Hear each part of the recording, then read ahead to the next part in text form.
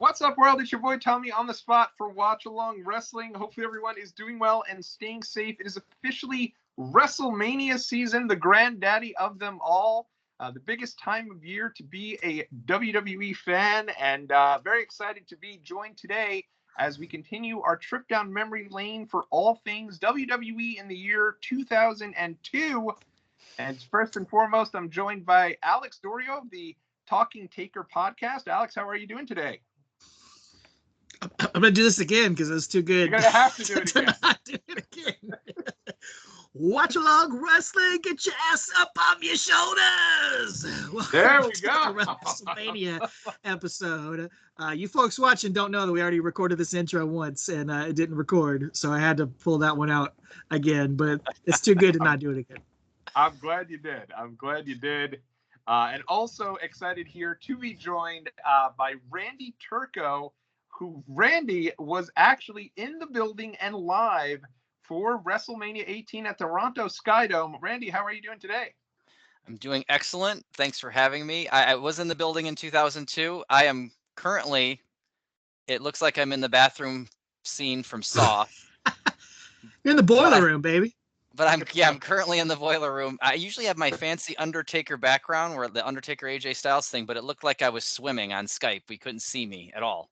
You did. You looked something like to do with that really cool jersey you got on. Right. Blending in the background there. But that so thing is instead, sick. I am in the boiler room. I am next to the sump pump pipe.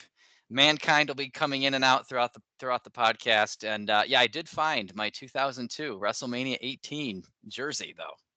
Amazing that you have it. Amazing that it fits. I don't think anything from 2002 is coming close to fitting on me. So that is pretty. Though I will say that, like, as a kid, my parents definitely thought I was a chunker and would get me everything 2XL. So everything probably would fit perfectly fine now at this stage. Right. But neither here nor there. WrestleMania, we are about a week or so away. We were talking before we got on the air that this particular show, WrestleMania 18, took place on March 17th. And this year, WrestleMania is not taking place until April 19th and 20th. It is feeling very late here in the year for WrestleMania. And it feels like this build has also gone on for quite some time. I know I keep seeing on Twitter, 5 years ago today, 10 years ago today, all these WrestleMania moments. And I'm like, we're not even close yet. It just doesn't feel right, you know? Yeah, it is. It's bizarre.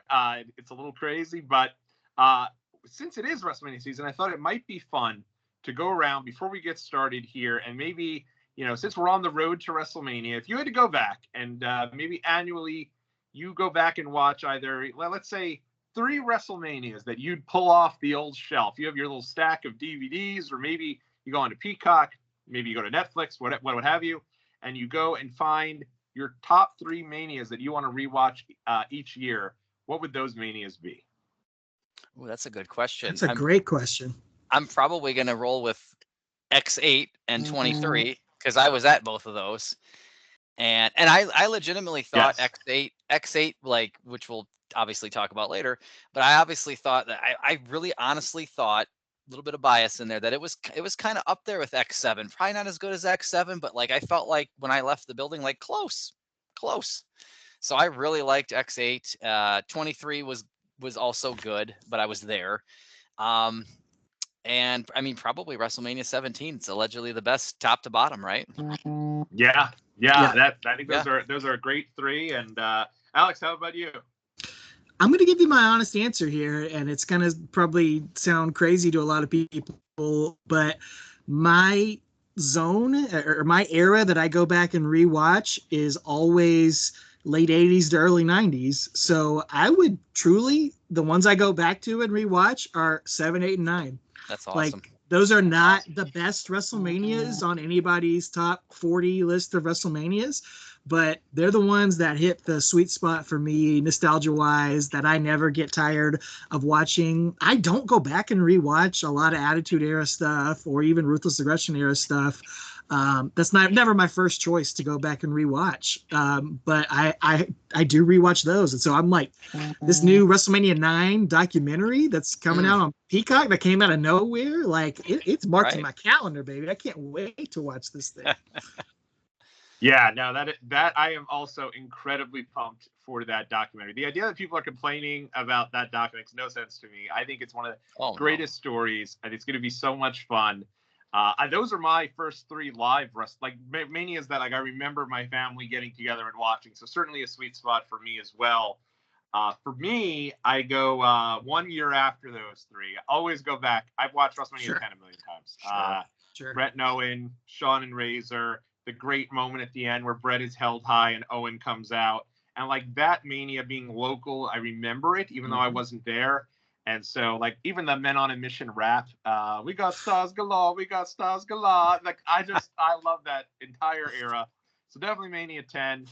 For me, I always also, because I've been to a bunch of WrestleMania events and lucky enough to have gone to some, I always like to go back. And for me, it's always the first one I was at, Mania 27. I know it's not anyone's favorite, but there's so many bits and pieces of that I go back and watch. And even like the goofy part in the beginning where the guy is like, and now from Hollywood, The Rock. And The Rock comes out and does the yabba and dabba and like all these silly things. I've gone and watched 27 a bunch. And another one I always go back to is 31. 31 for me, I just think Outdoor Mania is so cool. One of the reasons I loved SummerSlam this past year that we all went to, because it's outdoors is such a cool vibe. I completely understand why they didn't do it in bitter cold Indianapolis for the Royal Rumble. Right. But I thought it would be awesome nonetheless. And hopefully when SummerSlam's there, they'll be able to open up. I think it's a retractable roof in Indy, if I'm not mistaken. Is it? I don't know. It might be. Maybe not. I'm trying to think. But in any event, yeah, those are a lot of fun to go back and rewatch any and all WrestleMania, and it was a lot of fun. I went this week and rewatched WrestleMania 2002 here for WrestleMania 18. Before we get to the actual show, though, Randy, do you want to take us through your experience here of, I guess, how you got tickets and what made you? First off, I got to ask, is this your first time leaving the United States of America? Oh no, we it's funny because we lived in Detroit, or Metro Detroit, my whole life growing up before I went to college in Minnesota. And I remember my family when I was really little, like 8, they're like, we're going to take a vacation. We're going to go to Niagara Falls, these giant waterfalls. And I'm like, all right, where's that? And they're like, Canada. And I'm like, whoa, and they're like, get in the car, And I'm like, well, we're going to be in the car a while. Canada's like way north of us. Right. And I didn't realize that like Michigan is like Canada's right next to Michigan. I had no idea. So I'm thinking we're going to loop out of Michigan and up by like Wyoming and go up into the Canada, like Maine, Canada. I had no idea. It was so 45 minutes later, my parents are like, all right, we're crossing the bridge. We're going into Canada. And I'm like, no, we're not. You guys are lying. That's amazing. So yeah, cool. We went to Canada a few times when I was growing up. So it wasn't my first time leaving the United States. But definitely first time going for like a WWE show. I never, at all those years as a teenager, high school, put it together. Like you could just drive 5 hours and go to Toronto, and they have really good wrestling out there, and then they get PLEs, pay-per-views at the time. So first time I ever put that together was in college, and it wasn't all that hard to get WrestleMania tickets in 2002, probably not like it is now. And right. I mean, it was just, I think they announced it for Toronto in November of 2001. Or at least maybe they announced it sooner, but tickets went on sale around my birthday in November of 2001. And we got tickets for, let me check the ticket stub here. Oh, please tell us the price, please. Oh man. Got tickets for section 514 for $35.50. Hey, wow. That probably seemed expensive back then for a section 500, honestly. I paid more money to be at No Way Out than I did at WrestleMania. Oh my gosh. No way. And and we got tickets, and it was me and Big Bad Uncle Dave of SummerSlam Cleveland fame. It was my buddy Doug, who's one of my groomsmen and Fitzy's godfather, my best friend from high school into college, Aaron. We were still kind of hanging out and close. And it was my ex-girlfriend from high school. I had a 3-year relationship in high school. It was my ex-girlfriend's brother, Vince, came with us. That's wow.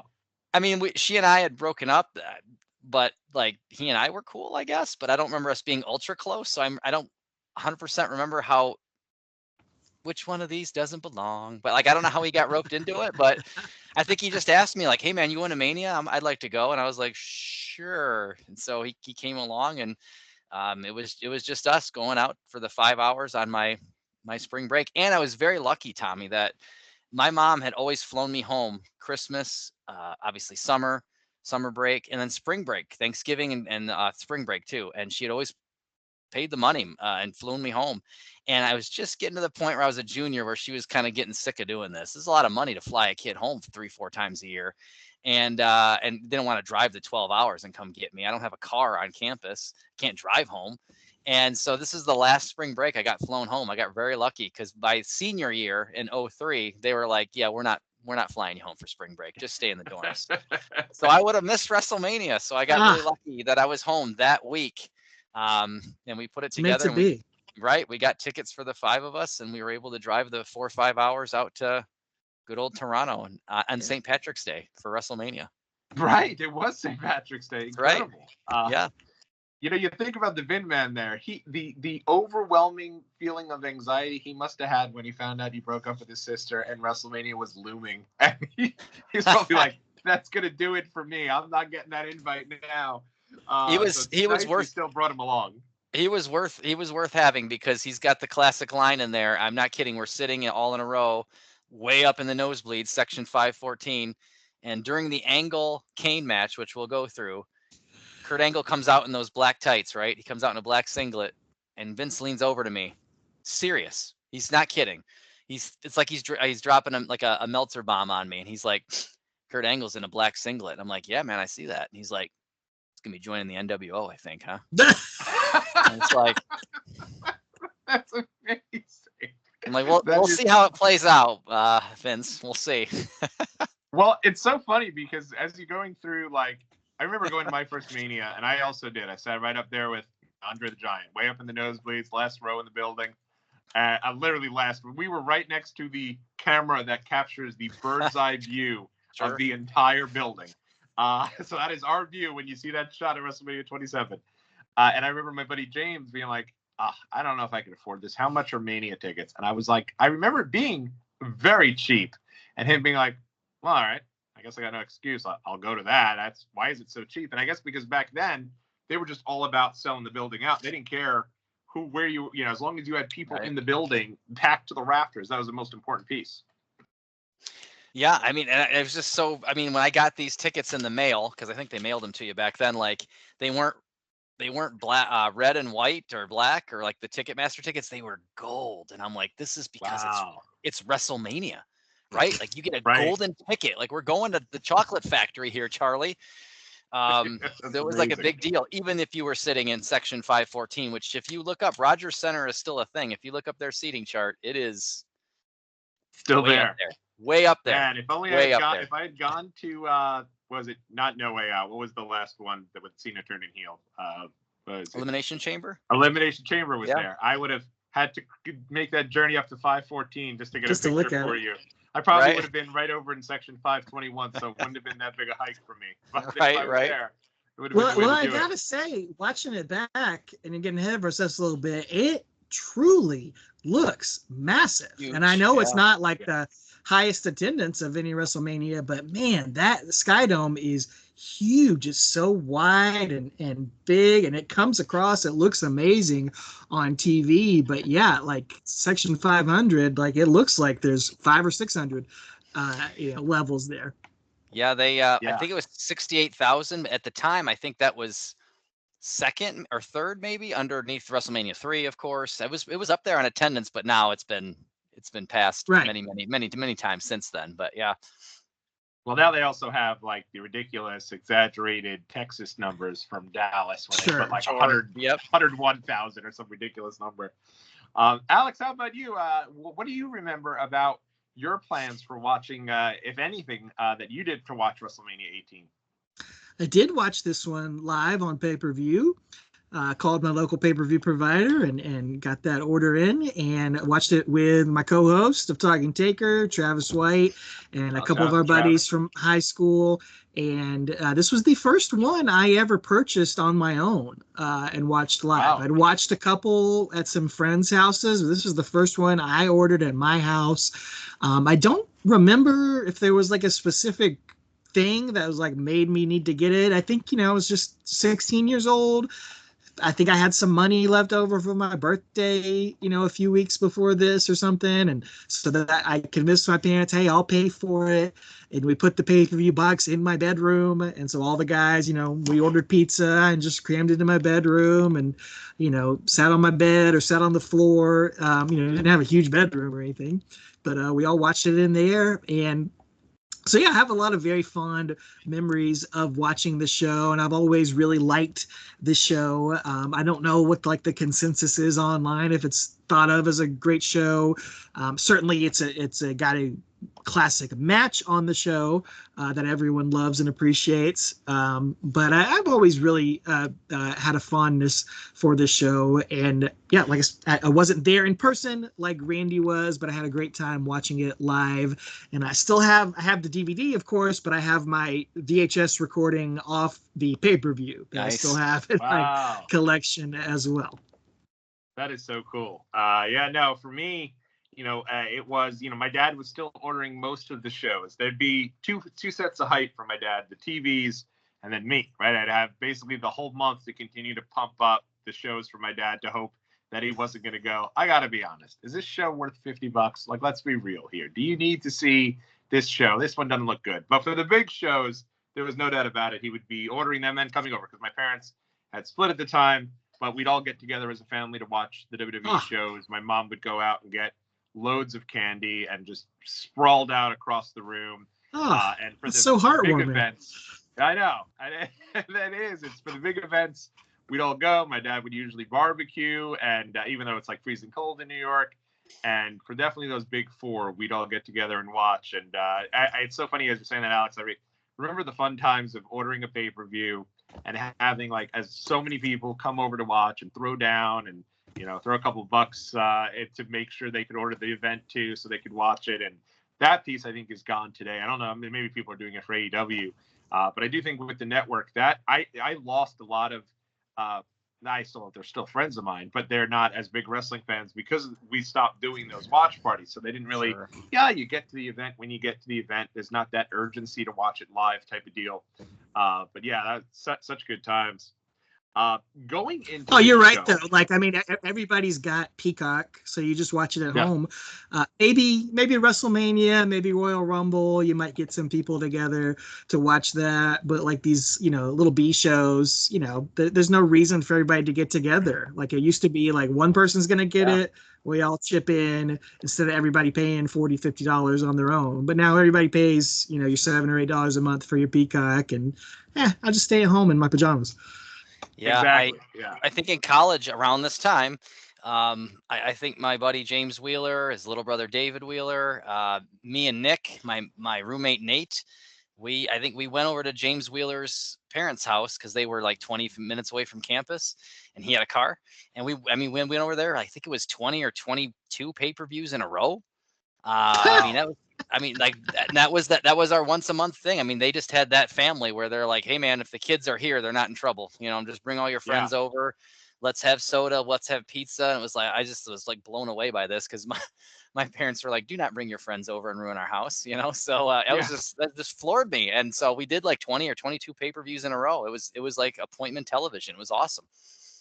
Yeah, no, for us, that was certainly the way we did it for some of the B-level events. But when it was to like the big four, I guess big five still at the time, because King of the Ring was considered like kind of, big five, I guess, with King of the Ring. We'd always do just the four of us, and everyone would have to sit there. And so it's crazy to me, like it's wild that we're all in that group. The official, I think it's trademarked at this point, the official Royal Rumble 2025 chat that we all have, and all of us were saying, I may watch day 2 the next day. I don't know if I'm going to be able, like, the idea that like you could just have the freedom to do that is just so crazy. Right. So going into this show, one of the big things, and the CD itself is not out just yet. CD comes out. You have it right. Look at that. He's got it right there, ready to go. I couldn't find it. I was trying to find it. It's got to be somewhere. And this, I believe the actual CD came out on March the 25th, 2002. But all throughout this show, they're saying that it's available now. So I think that date that I looked up may be wonky. But WWE Forcible Entry. I don't know how they got away with this name. I don't know What a why. name. Right. What a name. A horrible name. But for me, this was, I don't know how you guys felt about it, but this was about as good as it got when it came to CDs. This is like my favorite type of music. We already had the Aggression album back in 2000, I think. And so now this was kind of our turn as rock fans to have our own, album here to get excited about. Is this a Foo Fighters album? No. But like you said, Tommy, like as far as like wrestling CDs go, like I would buy the Music Volume 1, Volume 2, Volume 3. I have the anthology, like, and it's awesome just to be able to get in the car and turn on the Honky Tonk Man's theme as loud as you can, right? That's awesome. Yeah. But when they started coming out with like Aggression, I have Aggression. It's fun, it's whatever. But I'm a rock fan first and foremost. Yeah.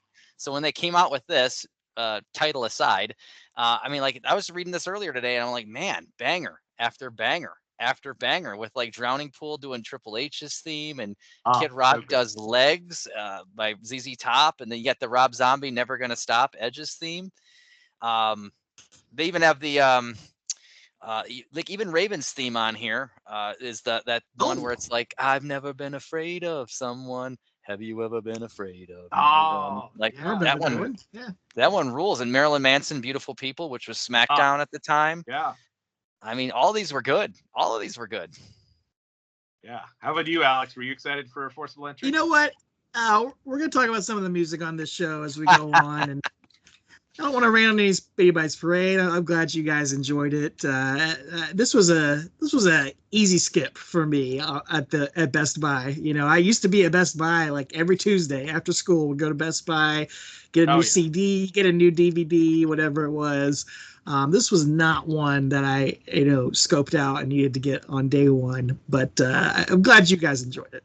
How could you not be a fan of Cypress Hill doing Taz's theme, where they cut up Joey Styles' fall? Not like bad, actually. Taz says that's all. Taz says that's all. Taz mission.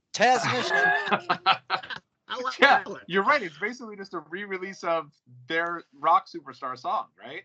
Right. Yes. Right. Wow. Yeah, no, for me, I remember, so a couple things. Number one, the selling point of this CD was that you'd get the Stone Cold theme.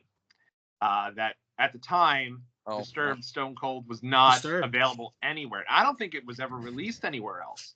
At the time, I was a huge Rob Zombie fan, so I had the album that had Edge's theme, but it was cool that they put that on there as well.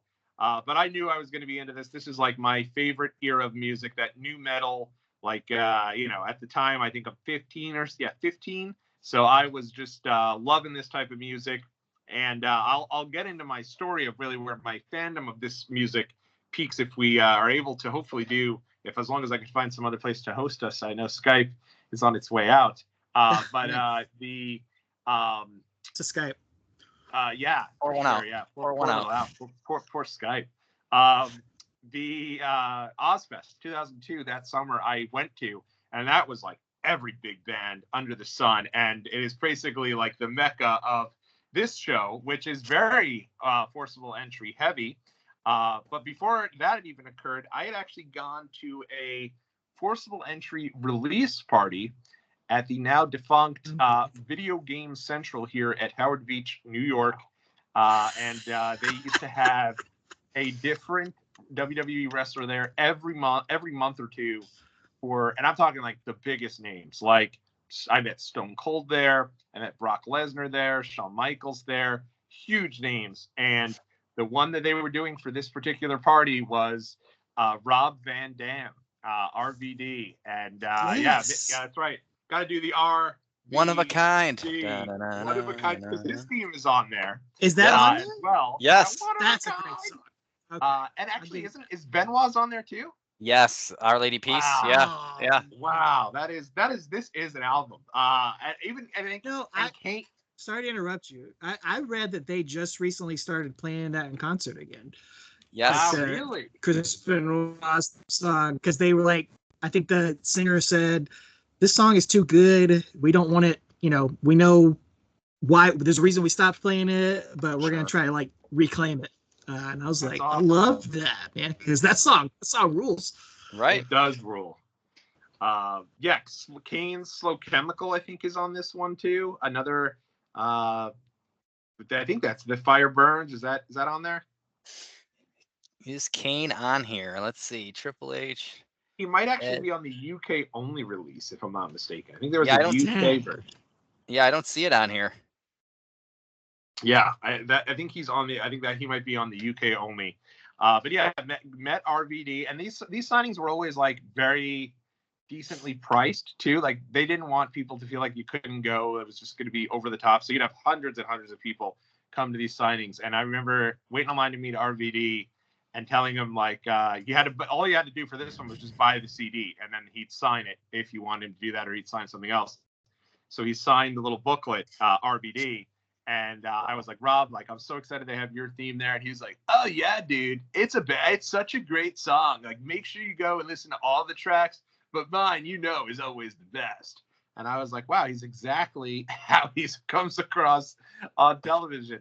But yeah, it was an incredible time. And they're all over this show with two bands that are heavily part of this with Saliva and Drowning Pool, which we'll get to. But great memories of this particular event. And Alex, to make you feel a little better about it too, on the Wikipedia, it does say, and this CD did very well. It's certified gold. It debuts at number 3 on the U.S. Top 100. It ends up finishing in the Billboard Top 200 for the entire year of 2002. So it did very well. But one of the critics said, if you're a fan of heavy metal music, don't be afraid to let this one slide. You'll find it in a bargain bin near you here. Wow. My goodness gracious. But at least it felt like real songs, which I also did appreciate. And I'll never forget, I always would skip over Monster Magnet's version of the Hardys theme because I thought it was terrible. And then remember I remember listening to it one day. I fell asleep.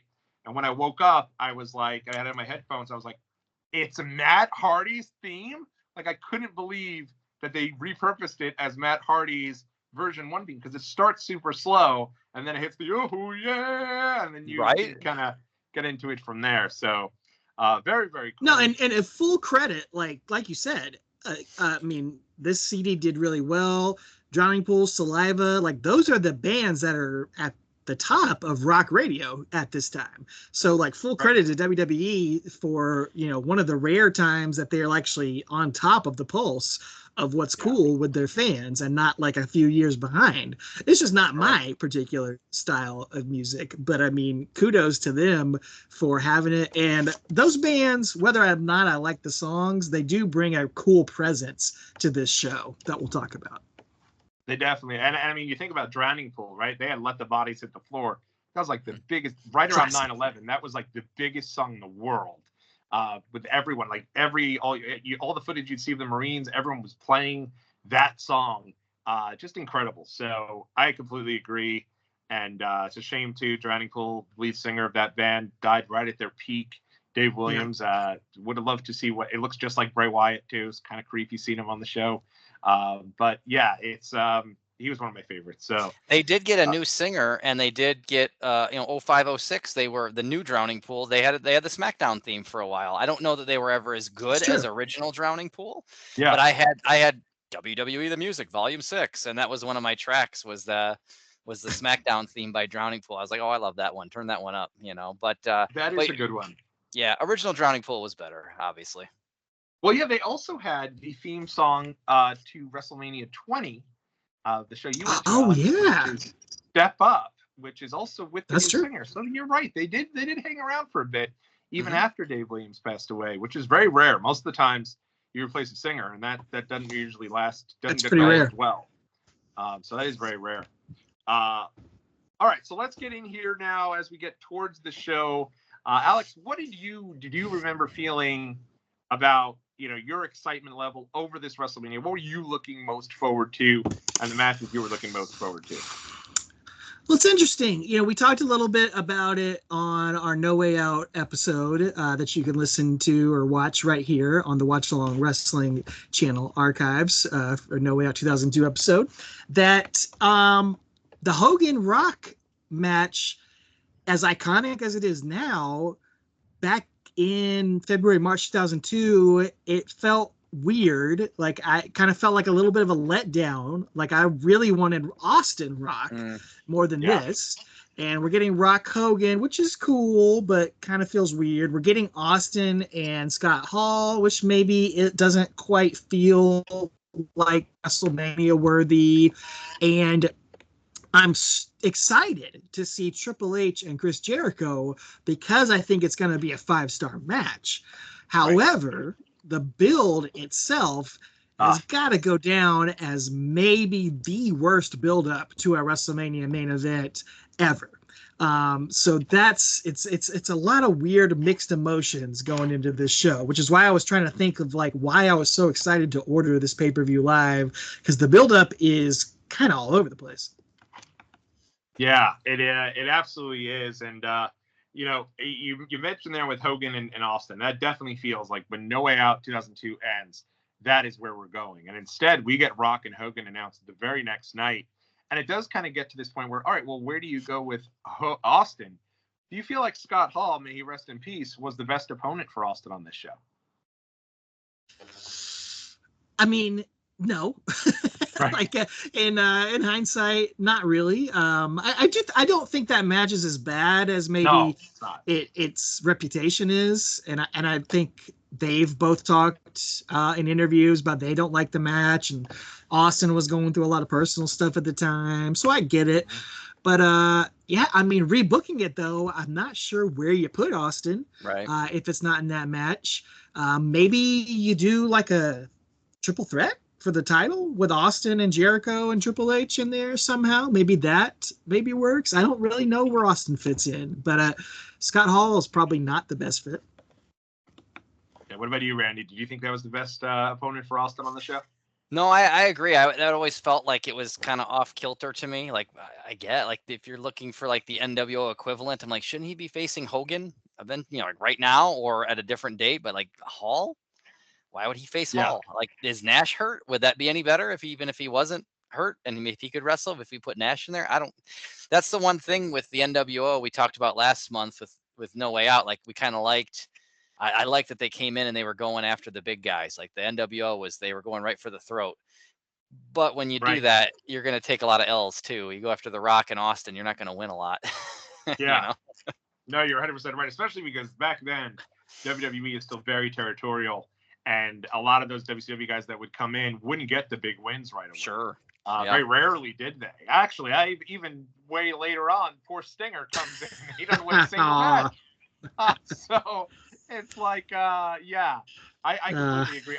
I remember thinking for sure coming out of the Rumble, it was going to be Austin and Perfect. And they were going to build Mr. Perfect. But in retrospect, I do think that it should have been Austin and Nash, only because to the WWE fan, Kevin Nash he's a big guy, a big superstar, right? He's won the world title. He's had a title reign. Even though everyone loves Scott Hall, he wasn't seen, in my opinion, as that same echelon of like a Stone Cold would be. Yeah. That certainly is where they could have went. And it's so odd that Nash is not on this show. I mean, he doesn't wrestle. And I know the rumor always was he's the backup plan in case Scott Hall, has a relapse or something, or for whatever reason is not in good enough shape to compete. That's what I always read online. But I mean, if that's the case, why don't you just put Nash in that spot anyway and have Scott Hall be his manager for the night? Like it doesn't quite click or make sense. Right. Mm-hmm. Yeah, no, you're 100% right. That's the way they should have done it. I think you have Nash, or you do something with the Outsiders. I just don't know if they had anybody on Austin's level that would have worked for a tag team match. I think you would have had to bring somebody back, maybe like a Shawn Michaels, who was probably thinking of coming back at this time, or maybe a Mick Foley, something like that. I don't know that anyone there. I don't think Kane was at that level, unfortunately. Right. Yeah, I agree with you. Randy, as we get to your trip now, is there anything you remember about some of the things you did leading up to WrestleMania? Was this just you went straight there from where you lived, or was there anything you remember about that trip? Because we were so close, 5 hours close, right. We didn't have like a horror house Airbnb. We didn't have a weekend out of it. We literally drove out there the morning of or the afternoon of. went to the show, drove home that night, didn't even stay at a hotel. Like I think Wow. we got back at 3 or 4 in the morning, back to Michigan, and then drop everybody off and stuff like that. So it was a long day, but we're all 20, 21 years old, except for Uncle Dave. He's 32. So we're all adults. I mean, we're Right. adult men here, but Uncle Dave clearly is the ringleader at 32. We're all 20. I mean, he's clearly, so he drives us out there, poor guy. And he gets us there. Probably, I'm assuming nonstop WWE themes the entire way down. Way. Right. Forcible entry, baby. Forcible entry, right? On repeat. Right. And we get there, and I remember we were walking around the Sky Dome area, and it was lit up green as you see on the DVD. And St. Patrick's Day, we're walking around, and we're getting ready to like find the door that we're gonna go into, and a limo passes us. And my friends are all idiots. We're 20, and they all say like, I forget which one, but somebody shouted like, that's probably Vince McMahon. And probably was. And literally all 3 or 4 of them go immediately run after this limo that's going to be turning into the Sky Dome and going down into the tunnel eventually. And this is before widespread cell phones and text messaging and, hey, Uncle Dave, we're at the corner. Or, you know what I mean? Like, you don't just split up. Right. And I remember thinking like, this is dumb. It's not Vince McMahon. Like I kind of remember having that thought in my head. And I remember thinking I should run after them to get them to come back. Like I'm not running after the limo. I'm running after them like, guys, seriously, come on. And so I run too. Uncle Dave, as you've seen, is 6'40". He ain't going to go run after nobody. Right. You know? And so we run off without Uncle Dave. And you can imagine, you guys have been there, how happy Uncle Dave was about that, you know? And he was on, and rightfully so. Rightfully so. Yeah. Here this guy's thinking, oh my God, these guys are adults, but they're all 20. I'm the 32-year-old. If anybody dies, everybody's gonna be looking at me like, why'd you drop the ball, Dave? You know what I mean? Like, so you know, he's on. And I don't remember how we found him. Like once I got to the guy saying, come on, it's not Vince McMahon. Even if it was, they're in the tunnel. We're not gonna go get him. Can we go back, please? Can we go back? And so I don't know if we retraced our steps or how we found Uncle Dave again, but when we found Uncle Dave, he was unhappy. And I had thought that we had probably lost him for the day. It took a little bit. It took a little bit, but we got him back. We ended up, our one big thing that we did is we ended up having lunch at the Hard Rock Cafe Sky Dome. Oh, wow. So we were having lunch and kind of overlooking the Sky Dome, and you could see the whole WrestleMania set and everything. So I think that whole experience kind of got Uncle Dave back in the fold after he was initially not very happy with us for running after Vince McMahon. That's amazing. Yeah, that's awesome. Do you have a shirt?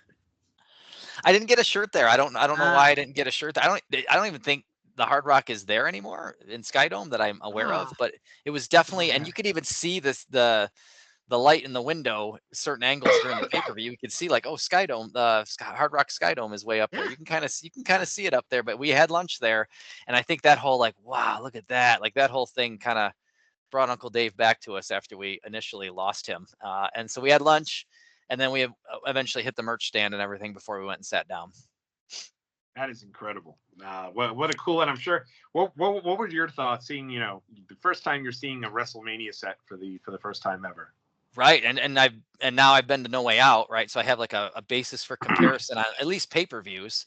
Right. It was so much bigger. Yeah, I was just like, wow, this is huge. I didn't know 68,000 at the time, but just like Alex was saying, just the setup and the building, and I'm like, this is larger than any Raw I've been to. This is like 4 No Way Outs thrown in here all at once. It's just crazy how big this is. It was really, really awesome. It really is a spectacle. It is. I remember being at my first one, and I had got my buddy James, who, not a lovey-dovey type of guy. I love the guy to death, but I remember even him looking down, seeing the set for WrestleMania and being like, oh my God, we're here. Like this moment of you just take it in. And whether the show is good or bad, people are going to be talking about it forever. It will live forever. And you're there for that moment. That's how I felt. And Alex, was that your first? No, your first one was 20, even more. That's what an iconic show that must have been. Absolutely. I think the first time you ever even step in to see any live wrestling, a WWE show in an arena. Maybe not like a indie show in a gymnasium or something, but anytime you like step into the arena, walk through into the actual arena part and see that ring and see that setup in there, like it kind of gives you goosebumps, like especially as a kid. You're like, oh wow, this is what it looks like in real life. I've been watching it on TV so many times. Right.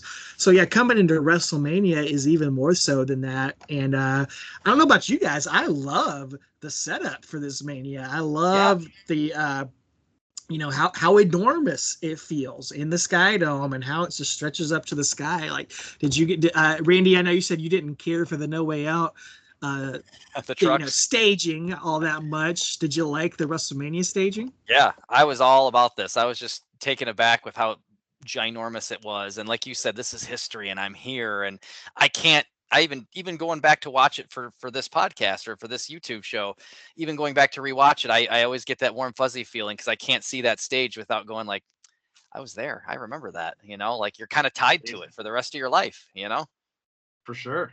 No, that's incredible. And yeah, I mean, what a show to be at. I guess we should start here. Now there's and Alex, you clued me into this. There's a way you could actually go back. Somebody on YouTube, bless the guy, has the entire Sunday Night Heat from this show there. I believe it is hosted. Who is it hosted by, Alex? Is it? Ooh, I think it's Cole and Taz, maybe, because they don't do commentary on the show. You're right. I think they're like out in the streets or something, kind of going over all the different matches. Sure. But it leads to the dark match. I mean, here I am thinking Mr. Perfect is a shoo-in to be fighting Stone Cold Steve Austin on the show. And here he is on the Sunday Night Heat match in a 6-man tag with a pre-Un-Americans version of Lance Storm, and I guess it was definitely Lance Storm. I know it was Lance Storm and Test, and then they go up against Scotty 2 Hotty, Albert, and I just watched this, and I how great the match was. The Quiche, was it? Yeah, the Quiche. The Quiche. Oh, Big Quiche, man. And he is in the doghouse because he just injured the Golden Goose, as Taker would call him.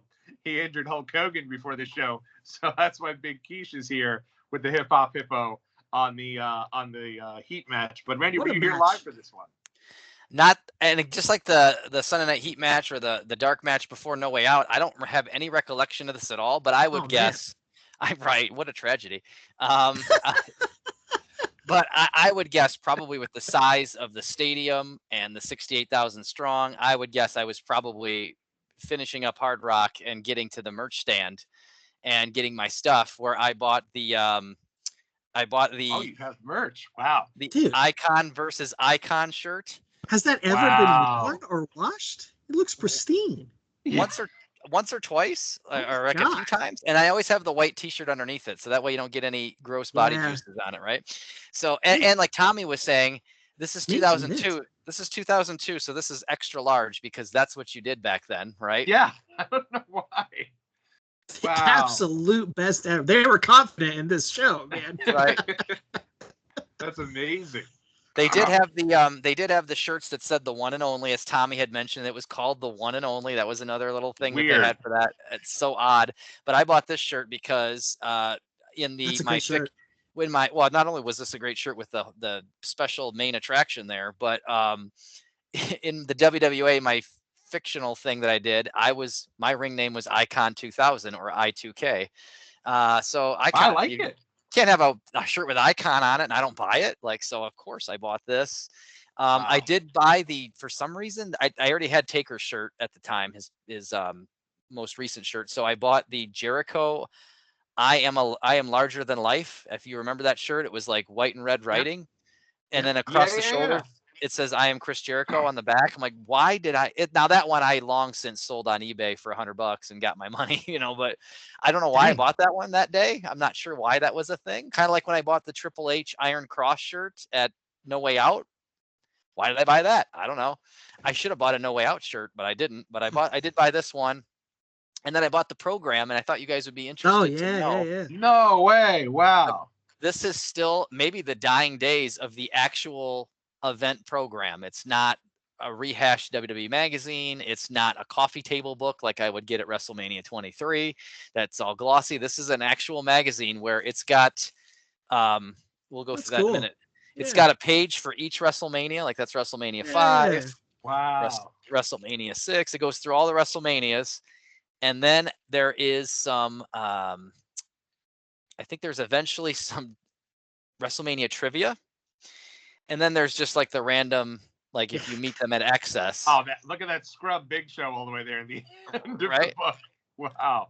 If you get autographs, but they did have, I think most importantly in here, they still had the insert. Ooh, Wow. baby. That is so cool. Yeah, so I just remember I didn't write that night, but I remember like the next day, like with a pen, like just like the old man that works on Woody in Toy Story 2. Like I was just trying to be a craftsman with my terrible handwriting. Like, oh God, this is a WrestleMania insert, Randy. Be as careful as you can. That's So awesome. writing down the winners and losers. It'd be remiss if I didn't mention that the Hardcore Championship is not listed on here. So that was a bonus attraction, Ooh. friends. Oh, wow. Was a bonus attraction, and I made that note down at the bottom there. But yeah, I love that they still had the insert and everything, complete with the ad for the blankets. That I do have that Undertaker blanket. No way. $29.98. $29.98. Is that the one you brought? You probably paid more than that for it. That is the one that I brought to the Royal Rumble. Yeah, that's right. Wow, that's amazing. And I echo Alex's sentiment there. That looks like you got it off the shelf over at the merch stand over the weekend. Unreal. Everything looks just like perfect, exactly how it came. I remember I had like a magazine from the first WrestleMania I went to, like the Atlanta Now, about pumping up all the WrestleMania events, and like spilled crap all over it, like back at the hotel. It's totally destroyed. I like brought it up and held it up at work too, and everyone was like, looks at it like, why does you have that dirty, gross magazine hanging up there? But like, I don't have anything in good shape. So, but that's incredible. What those are amazing, amazing stuff there. So, and you got the jersey that you're wearing there too. Got the jersey. Now, I think the jersey was not a night of purchase. Jersey was purchased later, which is why it fits, right? Am I great at taking care of things? Maybe, but the reason this looks so damn good is it's an XL, and I can't wear it anymore unless I want to go swimming in it, Right. But this, I think I bought this maybe 10 years ago on eBay, and that's actually a medium. So we'll just say this replaces that Chris Jericho shirt that I sold, Well, and I have a theory on why you got the Jericho shirt. I think honestly, at the time, he was kind of like, wow, we got one of our guys. He is in the main event. Sure. Like, it's not the top guys that are always there. We have someone brand new and fresh in the main event. I think everyone wanted Jericho to get that main event slot at the time, even though the crappy booking that Alex had mentioned, he's 100% right. We're fighting over the dog and fighting over Stephanie and the poop and all that weird stuff. But it's still Chris Jericho, and he's our guy. Exactly. He's going to be in the main event in Canada for WrestleMania. Yep. I do remember we drove home from James and David Wheeler's house after Vengeance 01 when he beat Rock and Austin in the same night. And it was just like, usually we're kind of doing this. We're chopping it up the whole ride back to campus. Oh my gosh, this is what happened. It was dead silence, and not in a bad way. We were just so floored that they didn't give it to Rock or Austin. They gave it to Jericho. We were just so floored that they actually would do that. Like, it was just couldn't believe quiet. Yeah, Japanese wrestling crowd, quiet the whole way home. Yeah. I'll never forget that. Because you just assumed at some point there's no way Jericho's going to be main eventing WrestleMania. He's going to lose it at Rumble to Rock. He's going to lose it at No Way Out to Austin. Like, especially like you knew Hunter needed a huge win because he just came back from injury. So it felt like he's got to beat Rock or Austin in the main event of WrestleMania. It's not going to be against Jericho. And then it was. And so I remember being very excited about that. Yes. So the show here starts. Whoa. Sorry. Go ahead, Alex. I'm sorry. I'd be remiss if we didn't go back to Heat real quick. All-time finish for this pre-show match. Oh yes, let us know. Rikishi's now giving on this WWE Vault. It was just recently uploaded on there. Rikishi's given the stink face to Mr. Perfect, but just in the nick of time, Mr. Perfect grabs his towel and sticks it in front of his face. And Rikishi does the stink face and walks away with the towel in his ass crack and walks across the ring with the towel still in there. But then Rikishi gives Mr. Perfect the bonsai drop to get the win there. And Jacqueline is the referee for that match and the brief angle where she's trying to be a referee, and of course she dances with Too Cool at the end of that match, to send the fans home happy going into the pay-per-view. So actually Mr. Perfect's final time being in front of a WrestleMania audience, but he is one of 3 wrestlers on this show that was on the last WrestleMania that was at the Skydome. And we'll get to the other 2 in a little while, but Mr. Perfect was one of those.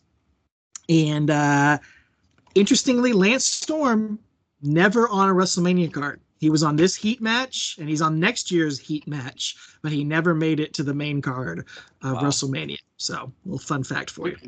Leaving money on the table for not doing the repro of the Mr. WrestleMania Shawn Michaels logo, and instead just being Mr. WrestleMania Heat. A couple of them there. I do think, in retrospect, because this match, I think it should have opened the show a bit proper, because when they hit Mr. Perfect's music to the start of this, the place goes banana. In the words of the late great Pat Patterson, I mean, place goes crazy. Like, and I get it, right? Like, you're just so excited you're at WrestleMania and it's your first sign of any action.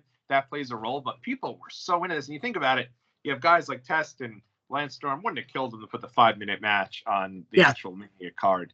And 3 over guys. I mean, Rikishi and Scotty 2 Hotty and Albert, maybe not main eventers, but certainly, over enough.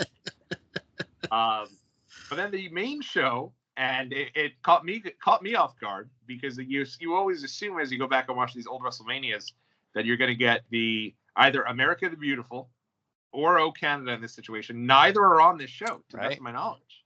No, they didn't bring Robert Goulet back to sing the Canadian as he did at WrestleMania 6. They didn't. And instead, you get immediately, island recording artist right to Saliva.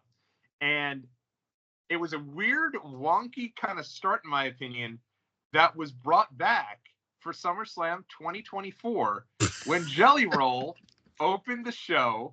And I mean, granted, 2002, they don't have the same piece now. If you watch that SummerSlam Open, it's incredible, in my opinion. You have Jelly Roll performing live, and then you have the video overlay on him.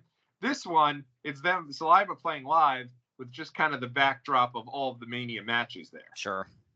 But I did love, to your point earlier, they show the background of the footage of the outside of the Skydome to kind of let people know what it felt like to be there. Those are the first images you see as they're opening Superstar. And while they're doing that, you also do have the Skydome, which you made a mention, and I was 3 years old when I found this out, is lit up green for St. Patrick's Day. Yep. How did I not realize that's why it was green? I didn't notice it either. I don't think that was Mania's color, but it's not Mania's color. It's there Stephanie's dress or her getup is green because it's she's Irish and it's St. Patrick's Day. Yeah. Wow, very, very cool. That is Jericho's tights too, I guess. Wow, everyone paying homage to St. Patrick.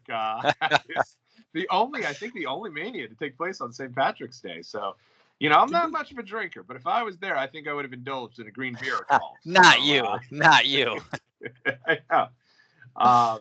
Hey, I liked this intro though. I thought it was cool. Hey guys, I'm so sorry. Hang on 1 second. What's that?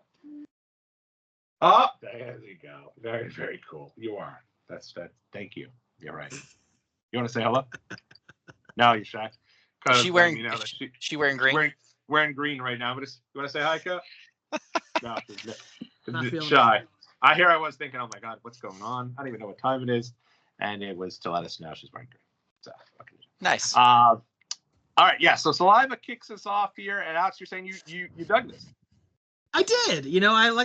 I'm not a Saliva or Drowning Pool fan, but I like the vibe that this setup is different than getting a national anthem, and I enjoyed the video playing of all the different matches going on through the night. It kind of really got you in the mood. Okay, this is a big deal. This is a big event. It really did what it was supposed to do. It hyped you up, and I will mention also on Heat, they did. They usually do the shots of Stone Cold walking into the arena backstage or The Rock walking into the arena backstage. They had a shot of Saliva walking into the arena backstage, the whole band, they were about to be in the main event tonight. So I dug that too. Randy and friends most likely running after the limo with saliva in the. Maybe it was them. Could have been. It was Josie Scott. Yeah. That's amazing. You're right. They do have that shot. And they weren't, again, I'm a Foo Fighters guy, Kiss guy. Like, even at Foo Fighters shows, I don't even want to listen to the opening band. I'm like, a lot of people are like, oh, this could be a new experience. Somebody new to maybe go follow too. And no, I don't want anything to do with it. Get off my stage. You're in the way. I don't care at all. But like, right, like coming for this show and listening to Saliva play that song, it did get you in the mood. Like, as far as wrestling music was concerned, I loved it. And we knew I would go on to love Forcible Entry. So them and Drowning Pool, I mean, I love Drowning Pool stuff for SummerSlam 01 with Let the Bodies Hit the Floor. So I loved both bands playing. I was kind of sad when we got to Mania 23 in Detroit. It wasn't really a thing anymore, or at least not that day. We didn't really have that. I'm like, oh, there's not two bands here. I love that. Well, and at Mania 23, the theme song, ironically enough, is Saliva, ladies and gentlemen. That whole right. Deal. So wow, that it kind of all comes full circle. Right. I agree. I thought this was really cool, and then they did get right into the traditional video package, which I remember watching this with my dad, and he mentioned it, and I totally can see if you're sitting there live, and Randy, this must have felt like every one of those shots that they show to the wrestlers is getting a huge pop from the crowd. Absolutely, yeah, and WWE video packages always work on me anyway. I don't know about you guys, but like, even watching it on the couch 2 days ago, I was cutting onions a little bit, like, just gonna fast forward this, talk amongst yourselves. Absolutely. Yeah, and I mean, they're totally dropping the big pop spots for Hulk Hogan in this one. Like, they knew that Hulkster was over, and you're not getting Hulk Hogan talking about injecting poison. You're talking about Hulk Hogan coming home to WWF right, and doing his thing. And but yeah, really strong package. Hunter, right? They show the Hunter there with his doing the quad and that whole deal, recovering from that. He's the big baby face. But I gotta ask, when they are playing every part they put of The Rock, is he getting booed out of the building? Like, did you know at that point? No, I did not know at that point. They were cheering everybody for everything. I think, like you said, it's new. We're getting the video package. We're getting the pyro. Yay, everything. So I had no indication that they were going to boo The Rock at that time. But it did seem like they were cheering, like you said, they were cheering all things Hogan. And we had talked about last month when we covered No Way Out that I had later read that they were even thinking of having him wear red and yellow at WrestleMania and just giving up the GOAT right then and there. And wow. I at least think, man, I realize this is not going the way we thought it would go, and you just can't deny that fans want red and yellow Hogan, but like, at least make it through the night, at least get through WrestleMania, right, and then we can shift. But apparently Vince asked Hogan, "Do you got your red and yellow stuff?" He said, "No, it's in Florida. I don't have it." Otherwise, they were thinking about doing it that night. Wow, that's crazy. Right. Yeah, and the crowd, at that point would have just been completely unglued for that, because right. That is definitely a theme, which we'll get to a little later.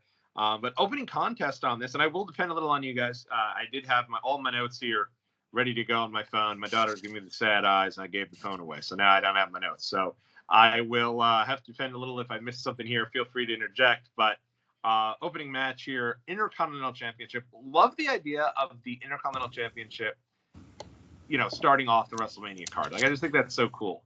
And it's Rob Van Dam. Again, it's Rob Van Dam up against William Regal.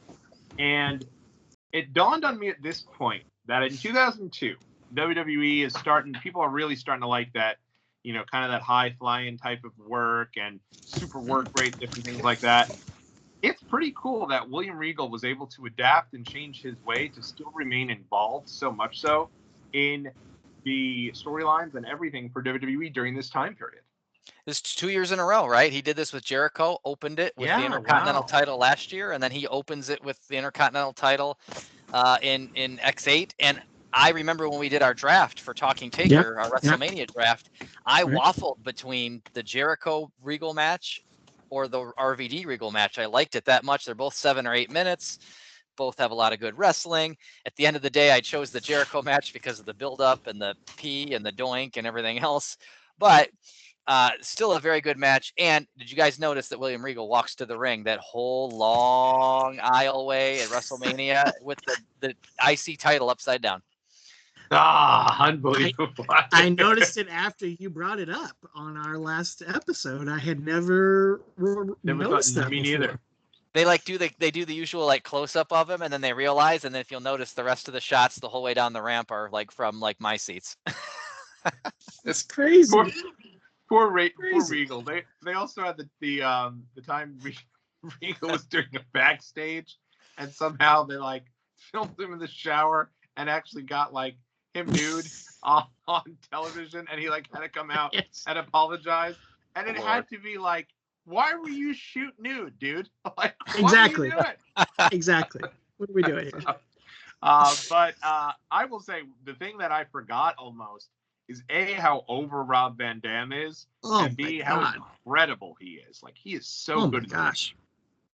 I think you brought this up maybe on our last episode too. Like, he's just a perfect opening match guy too. Like, everybody loves him. He's going to do some exciting stuff in the match. And I think this is a perfect opener. I don't, I wouldn't necessarily think Regal and RVD would have the best chemistry. Very stylistically different, but they do. Regal hits this awesome, like full Nelson suplex on RVD, where he just folds him like an accordion. Man, it's a great bump that only RVD could take, and just a very fun match, and gets the crowd. I'm sure Randy would agree. He got the crowd excited. Just one of the best fan favorites ever out there, getting a big win to start the card off right. Yeah, I mean, you're sitting there in the crowd thinking like, all right, this is going to be a good night. Like, this is a good start. RVD wins the belt. Like, we're going to be happy the whole night through. Everything's going to be awesome the rest of the way. And chemistry is a funny thing. I know we don't talk about current stuff, but like, why in God's green earth is it that Regal and RVD work, but so far Charlotte and Tiffy Time don't work? Like, that's crazy to me. That's crazy, right? That's just such a wild thing. There is no reason why like a Ricochet shouldn't have been booked like RVD. You're right. He could clearly do things no one else could do. RVD's big attraction here is not only is he, kind of just, I remember I had his shirt. It was terrible. I think it literally was just, it was a bright yellow shirt. It had like his logo, and on the back it said, whatever. Like, lame, but like, at the same time, like, other than that piece of his character, he can do things no one else can do. And I think that's part of his appeal. And I think Ricochet should have been built the exact same way. Yeah. I also did see, sitting here though, and watching this match, I was like, you know what? I completely understand why in 2002 WWE didn't put the title on RVD and instead went with Triple H. I don't think he was ready for the world title at that stage, unfortunately. Next up here on the show, and do we go? Unfortunately, I don't have my notes. Is it the hardcore title right now? No, it's Christian and PvP. Is. No, it's hardcore title first. Hardcore title. Yeah, Goldust and Maven. Yep. Goldust and Maven. Love Maven. Unfortunately, Maven comes out to generic music 102 on the pay-per-view. And not his incredible theme, which I love Maven. And I think he's a fantastic. I have to watch his most recent release on YouTube where he goes after Just Incredible for stiffing his fans. And I'm sure it's going to end up being like a Jolly Wally conversation, catching up with him, and he's not going to put him on blast. But I love what he's done with YouTube. I think it's fantastic. And one of the main things I love about him is his theme song. And I hate that he doesn't really like the theme song. It makes no sense to me. It makes no sense. But you had to have him on the card here. He was just like one of the great stories in WWE at the time, coming off Tough Enough and coming off the elimination to Taker at the Rumble. Right. Yeah. And he's been booked. He had a match with Jericho for the world title, had The Rock coming out and helping him. So you got to find a way to get him on the card here. And that's with the hardcore title. I guess Goldust, hardcore legend Goldust. I don't know what we're doing here. But it's all just an excuse to get to the ongoing little thread that we're going to get to after this match, which he actually Maven had a promo on Heat, and he actually teased the 24/7 stuff in that promo. Interesting. He said he's going to be on guard for anybody else that might be coming after his title tonight. So they kind of laid the groundwork for that angle earlier in the night on Heat. And if I'm not mistaken, the 24/7 stuff was kind of done. I feel like they weren't doing it quite as much. Right? Yeah. Sure. Yeah. What did you think of this one, Randy? Say we were kind of disappointed. We rode a wave with that one because it was like, oh wow, I didn't know this match was coming. It's not on the insert, and I'm like, oh, this is cool. And then they go 5 minutes, and then Spike steals the belt and runs away, and you're like, okay, like it was this bonus, this amazing bonus. Yeah. So I didn't know how can I be disappointed with something I didn't know I was getting? And then after 5 minutes, you're like, what was the point of that? But then you do let it play out over the rest of the evening, and you're like, oh, okay, this is cool. But at first, as far as we know right now, I'm like, what was that all about? Why did that make the show cool. and not the quiche? Yeah, exactly. They put that on and not Mr. Perfect. Right. I will say I did appreciate Goldust's gold garbage can. Oh yes, yes. I don't know how that's never been a thing. Like, how does that not released with a figure? Like, it makes so much sense to do it. So now next is first they do a promo with Christian, and I will say loved Christian and this whole storyline with him and DDP. He looks so goofy doing the DDP face though. Like, he had to look really bad doing it, and that's probably why they had to make sure he did it on WrestleMania, because it looks ridiculous when he does the DDP face. That was the promo when, if you guys remember, my wife was out of town about a month ago, and I had the kids 2-on-1, and I'm trying to feed the 2-year-old dinner and get her to like eat whatever I made, and so I'm smiling it up. I'm putting the clown face on for her, and one of the things I'm doing is every time she takes a bite, I'm like, "Yay!" And then I do like I'm channeling I'm channeling Christian doing DDP in that promo.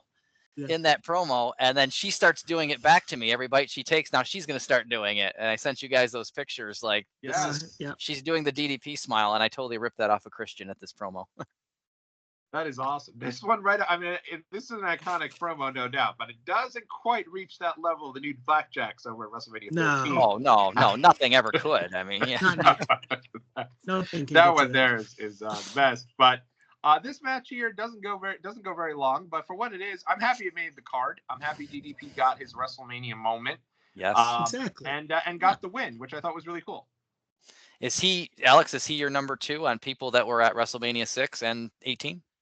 You're correct. Yes, he did not have a match at WrestleMania 6, but I think they even mentioned on commentary that he drove the Honky Tonk Man's car to the ring at WrestleMania 6, the pink Cadillac that they paid him to come out and drive. It was his Cadillac, I believe. Yeah. So he did that. So he's one of the 2 out of the 3 that were at WrestleMania 6. And obviously Hogan would be the other one that we'll get to later on. So, fun fact for you. But I thought the other one was going to be Edge, but Edge obviously was just in the crowd. He was in the crowd. He was in the crowd, yeah. Immediately I thought of him over Hogan, which is strange. Yeah. But yeah. Yeah, I dug this. I was a big DDP fan. It felt kind of like, like a lifetime achievement award for DDP. Yeah, hey, his career, he's in his 40s. His career is probably over now at this point. Nowadays, we got guys well into their late 40s and 50s on the main roster. But oh man, this is nice for him to be on the WrestleMania card. He's probably not going to get any further than this. And of course, he does. He has his injury later on, which takes him out of WWE for a while. But interestingly, he does compete at another WrestleMania. He's in one of the Andre Battle Royals, I believe, at WrestleMania 32. So this is not his final WrestleMania match. Bad job by me. But it it pays off the storyline with DDP and Christian in a cute way. It's fine. You got to have a little bit of this stuff on the undercard. Is this his final match in WWE? Like, I don't even know if he loses the European Championship.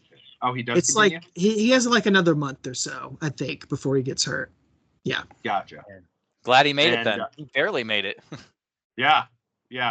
Well, and it's so nice too that he's at WrestleMania 6, and then it's kind of a full circle moment for him to get this match here against Christian. And it's so interesting because like this show is probably also remembered as the birthplace of Toronto and Canada being Bizarro Land, right? Because they root so hard for Hogan. But they're not really rooting for Christian here. Like, they're solidly behind DDP, which was surprising.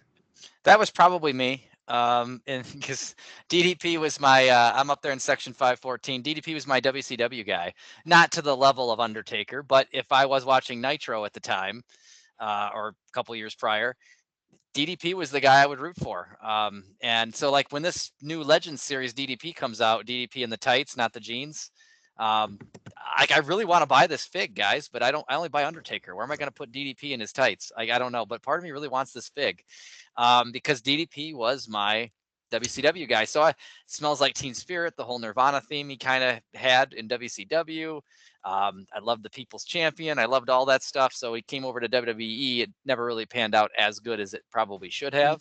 Right. But I always kind of rooted for him, and so I was glad to see him get the win, and like you said, have that WrestleMania moment, even though it was the European title.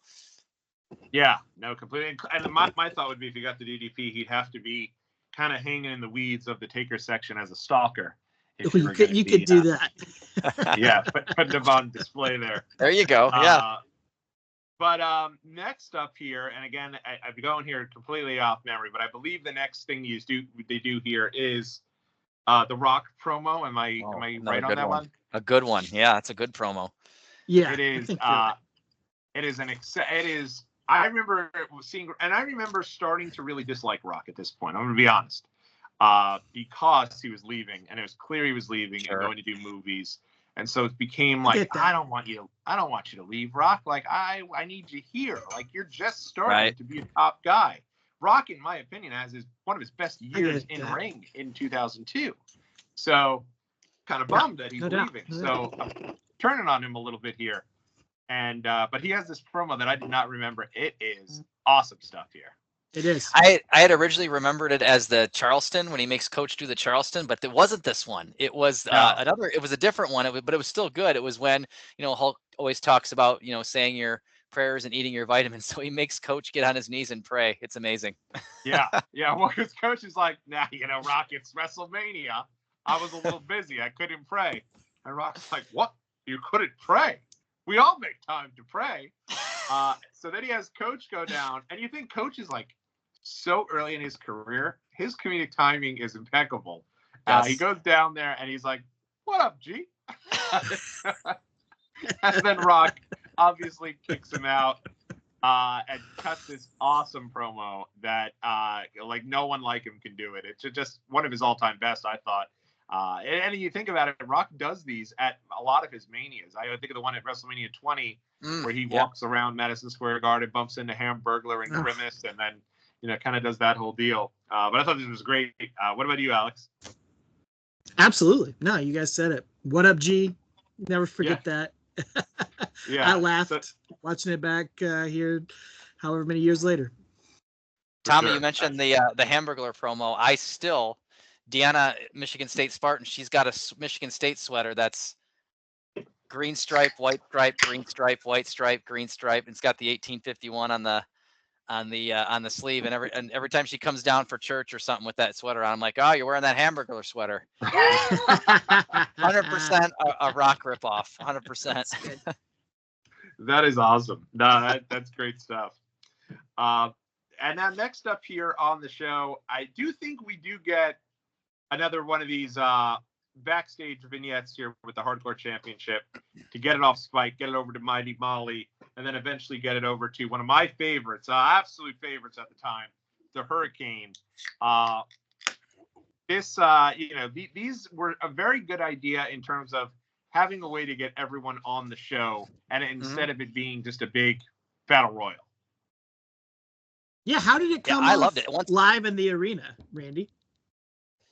I think at first everybody was kind of like, with the in-ring segment that started it, I think everybody was kind of confused, and it was kind of, awkward silence, like nobody knew what to do with it. But I think as they started playing it on the Titantron, all these backstage segments were like, oh, now we're in the gag. Even though we don't get to see the rest of it live, I think we understood the gag now. We're gonna go. Okay. This is gonna be an all-night thing, and I think people were happy with that. People laughed. People enjoyed it. Especially when it ends up where it began. So the whole thing was for nothing. Right. The whole thing, and it was all a dream, No, but it's so good. Like, it's one of my favorite things on this show, and I considered drafting the entire hardcore title segment for my WrestleMania draft because it's just so fun and silly. It's so unique to this WrestleMania. There's nothing else like it, like in WrestleMania history, and it's a nice little way to break up between the matches instead of just commercials for WWE Shop or Right. Here's your video about Access or here's your video about the Forcible Entry album party or whatever. To do these little things and like you said, get people on the card. This is, I think, technically Spike Dudley's only WrestleMania match in history. Wow. And technically the Hurricane's only WrestleMania match in history. So you got people like that. You got Al Snow crashing a golf cart into a bunch of boxes with Teddy Long on the back of the golf cart. He's got to bring a referee with him. Yes, of course. Some great comedy throughout the night. Like literally laugh out loud. Like Molly Holly getting slammed. The Dutch door. With the door in their face. I mean, I laughed 20 years later watching it back. It's all very entertaining. And of course, if we're talking about all of the segments here, the one that the most ridiculous and it's funny is Hurricane is back in the Godfather's escorts locker room, right. Which to this day, WWE in 2002 is doing hot lesbian action. They're doing, Billy and Chuck wedding. For whatever reason, they couldn't bring Godfather back with hose. He had to be a legitimate escort service. Like, very strange. I don't know what they were doing with this, but I don't think the Godfather character ever caught on without the hose, unfortunately. Even though he still had the escorts, it just wasn't the same. I forgot he was even still in the company. I have in my notes here, Hurricane Austin Powers segment with broom. Yeah, like that's same thing. I wrote down Austin Powers gag. Yep. Right. But guess what? I still laughed. Austin Powers had already been out at the time, right? Oh, I think this was 2002 was Austin Powers 3, I'm pretty sure. Yeah. Yeah, gold member. Gotcha. So that's what they were doing here. The only thing I think I ever wanted to see more out of the hardcore title, and we somehow never got, this is pretty close, but I always thought in the middle of a Royal Rumble match, they should have the hardcore champion come out, hits his number, he comes out, and he's defending the hardcore title in the middle of the Royal Rumble match. How did they never do that? I don't know. Well, for me, my favorite story is, and I'll never forget, at the time, I was in my camp, we were going to Fun Time USA, which was like the fun thing to do. And I'll never forget them saying, make sure you watch Raw this month, or SmackDown, or we have something big planned. And we assumed, maybe they're going to be promoting the place and promoting the autograph sign. The idea that such an iconic match took place, and then of course after that at our camp, all we were doing was trying to recreate that match in the Fun Time USA. Of course. We couldn't believe that this store, the place we've been to a million times, was now on WWE TV. Oh man, that's so cool. That is amazing. Yeah, Crash was great, and pour a little out for him too. Absolutely. Next up on the show here, we do get to, so it's not I have it as the tag titles. It is not the tag titles next. I think it's actually this Kane is and Kurt Angle. The ultimate creative has nothing for you special. Kurt Angle versus Kane. Kurt Angle, who was in the main event of last month's pay-per-view and who won the #1 contendership for the title in that pay-per-view that we just talked about. How did he get to this match with Kane? It's not even, I don't think they don't do a video package. They don't explain it. Like, if you're just watching these shows back to back, you're like, what happened? What happened? Yeah. Right. And now you can't even watch the old Raws on Peacock. So you got no choice but to go There's back. Nothing.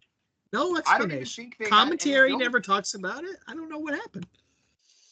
No, it was. But that being said, I think it's an awesome match. Very underrated. I really enjoyed this one. I thought it kind of out of nowhere. Kane has a few of these in his WrestleMania kind of book of matches that should not be as good as they are. But this is I like this match a lot. It reminds me of I just watched Rivals last Sunday for Undertaker Triple H, and they were talking about WrestleMania 17. And I never knew this, but it always felt the same as this Kurt Angle Kane match, where they kind of told Taker, we don't really have anything planned for you, which I kind of believe if you look at what he was doing the 2 months leading into WrestleMania 17.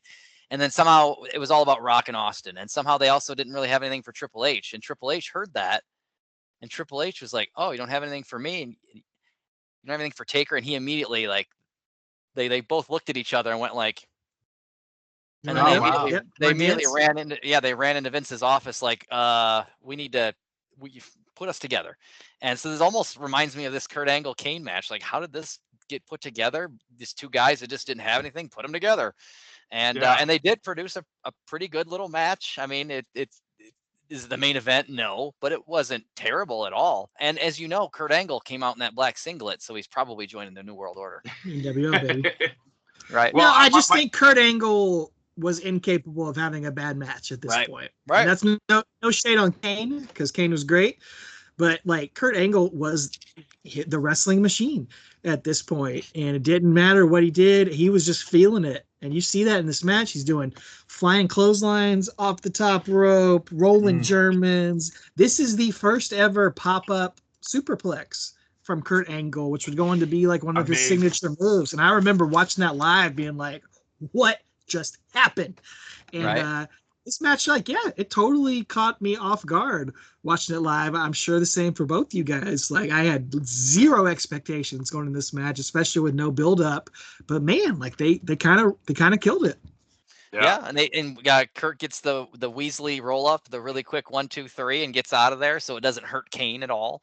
And you're like, that damn Angle, he always does that. How's he always get out of these situations, like the 6-man Hell in a Cell? And now he's got Kane 1-on-1, and he somehow survived that. That's just what Kurt Angle does. And he's only 2 months away from the big shave, so his hair has two months to go before he gets the big shave at I think it's Backlash. You're right. This is the final WrestleMania for Kurt Angle's hair. Kurt with hair. There you go. Pour one out. One of the things I recently, for whatever reason, I know you said you watched Vengeance 2003. For whatever reason, I went back and watched the WrestleMania 21 Hall of Fame out of nowhere. And that show is every legend going up there and clearly very excited to meet Kurt Angle and to tell Kurt how great he is. And I think that it's matches like this where it's like, you're not going to put me in that main event or any main event picture.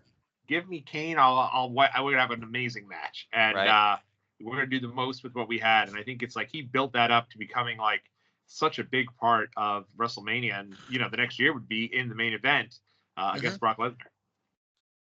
Yeah. Next up on the show here, is it the tag title match now, or is it Taker and Ric Flair? Taker. Okay. Ric Flair.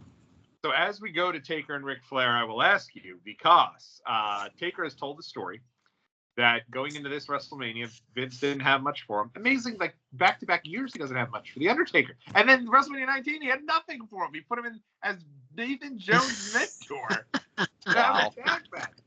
Like, what? And then he goes for that, and it looks like, all right, maybe they're one down with Taker a little bit, right? And he goes through all those, and then goes for that run from 21 to 29 of having great matches. That's up interesting. and down the card. Right. Just incredible. The highlight match.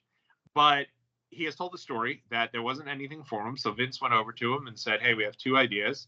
Do you want Rob Van Dam or do you want Ric Flair?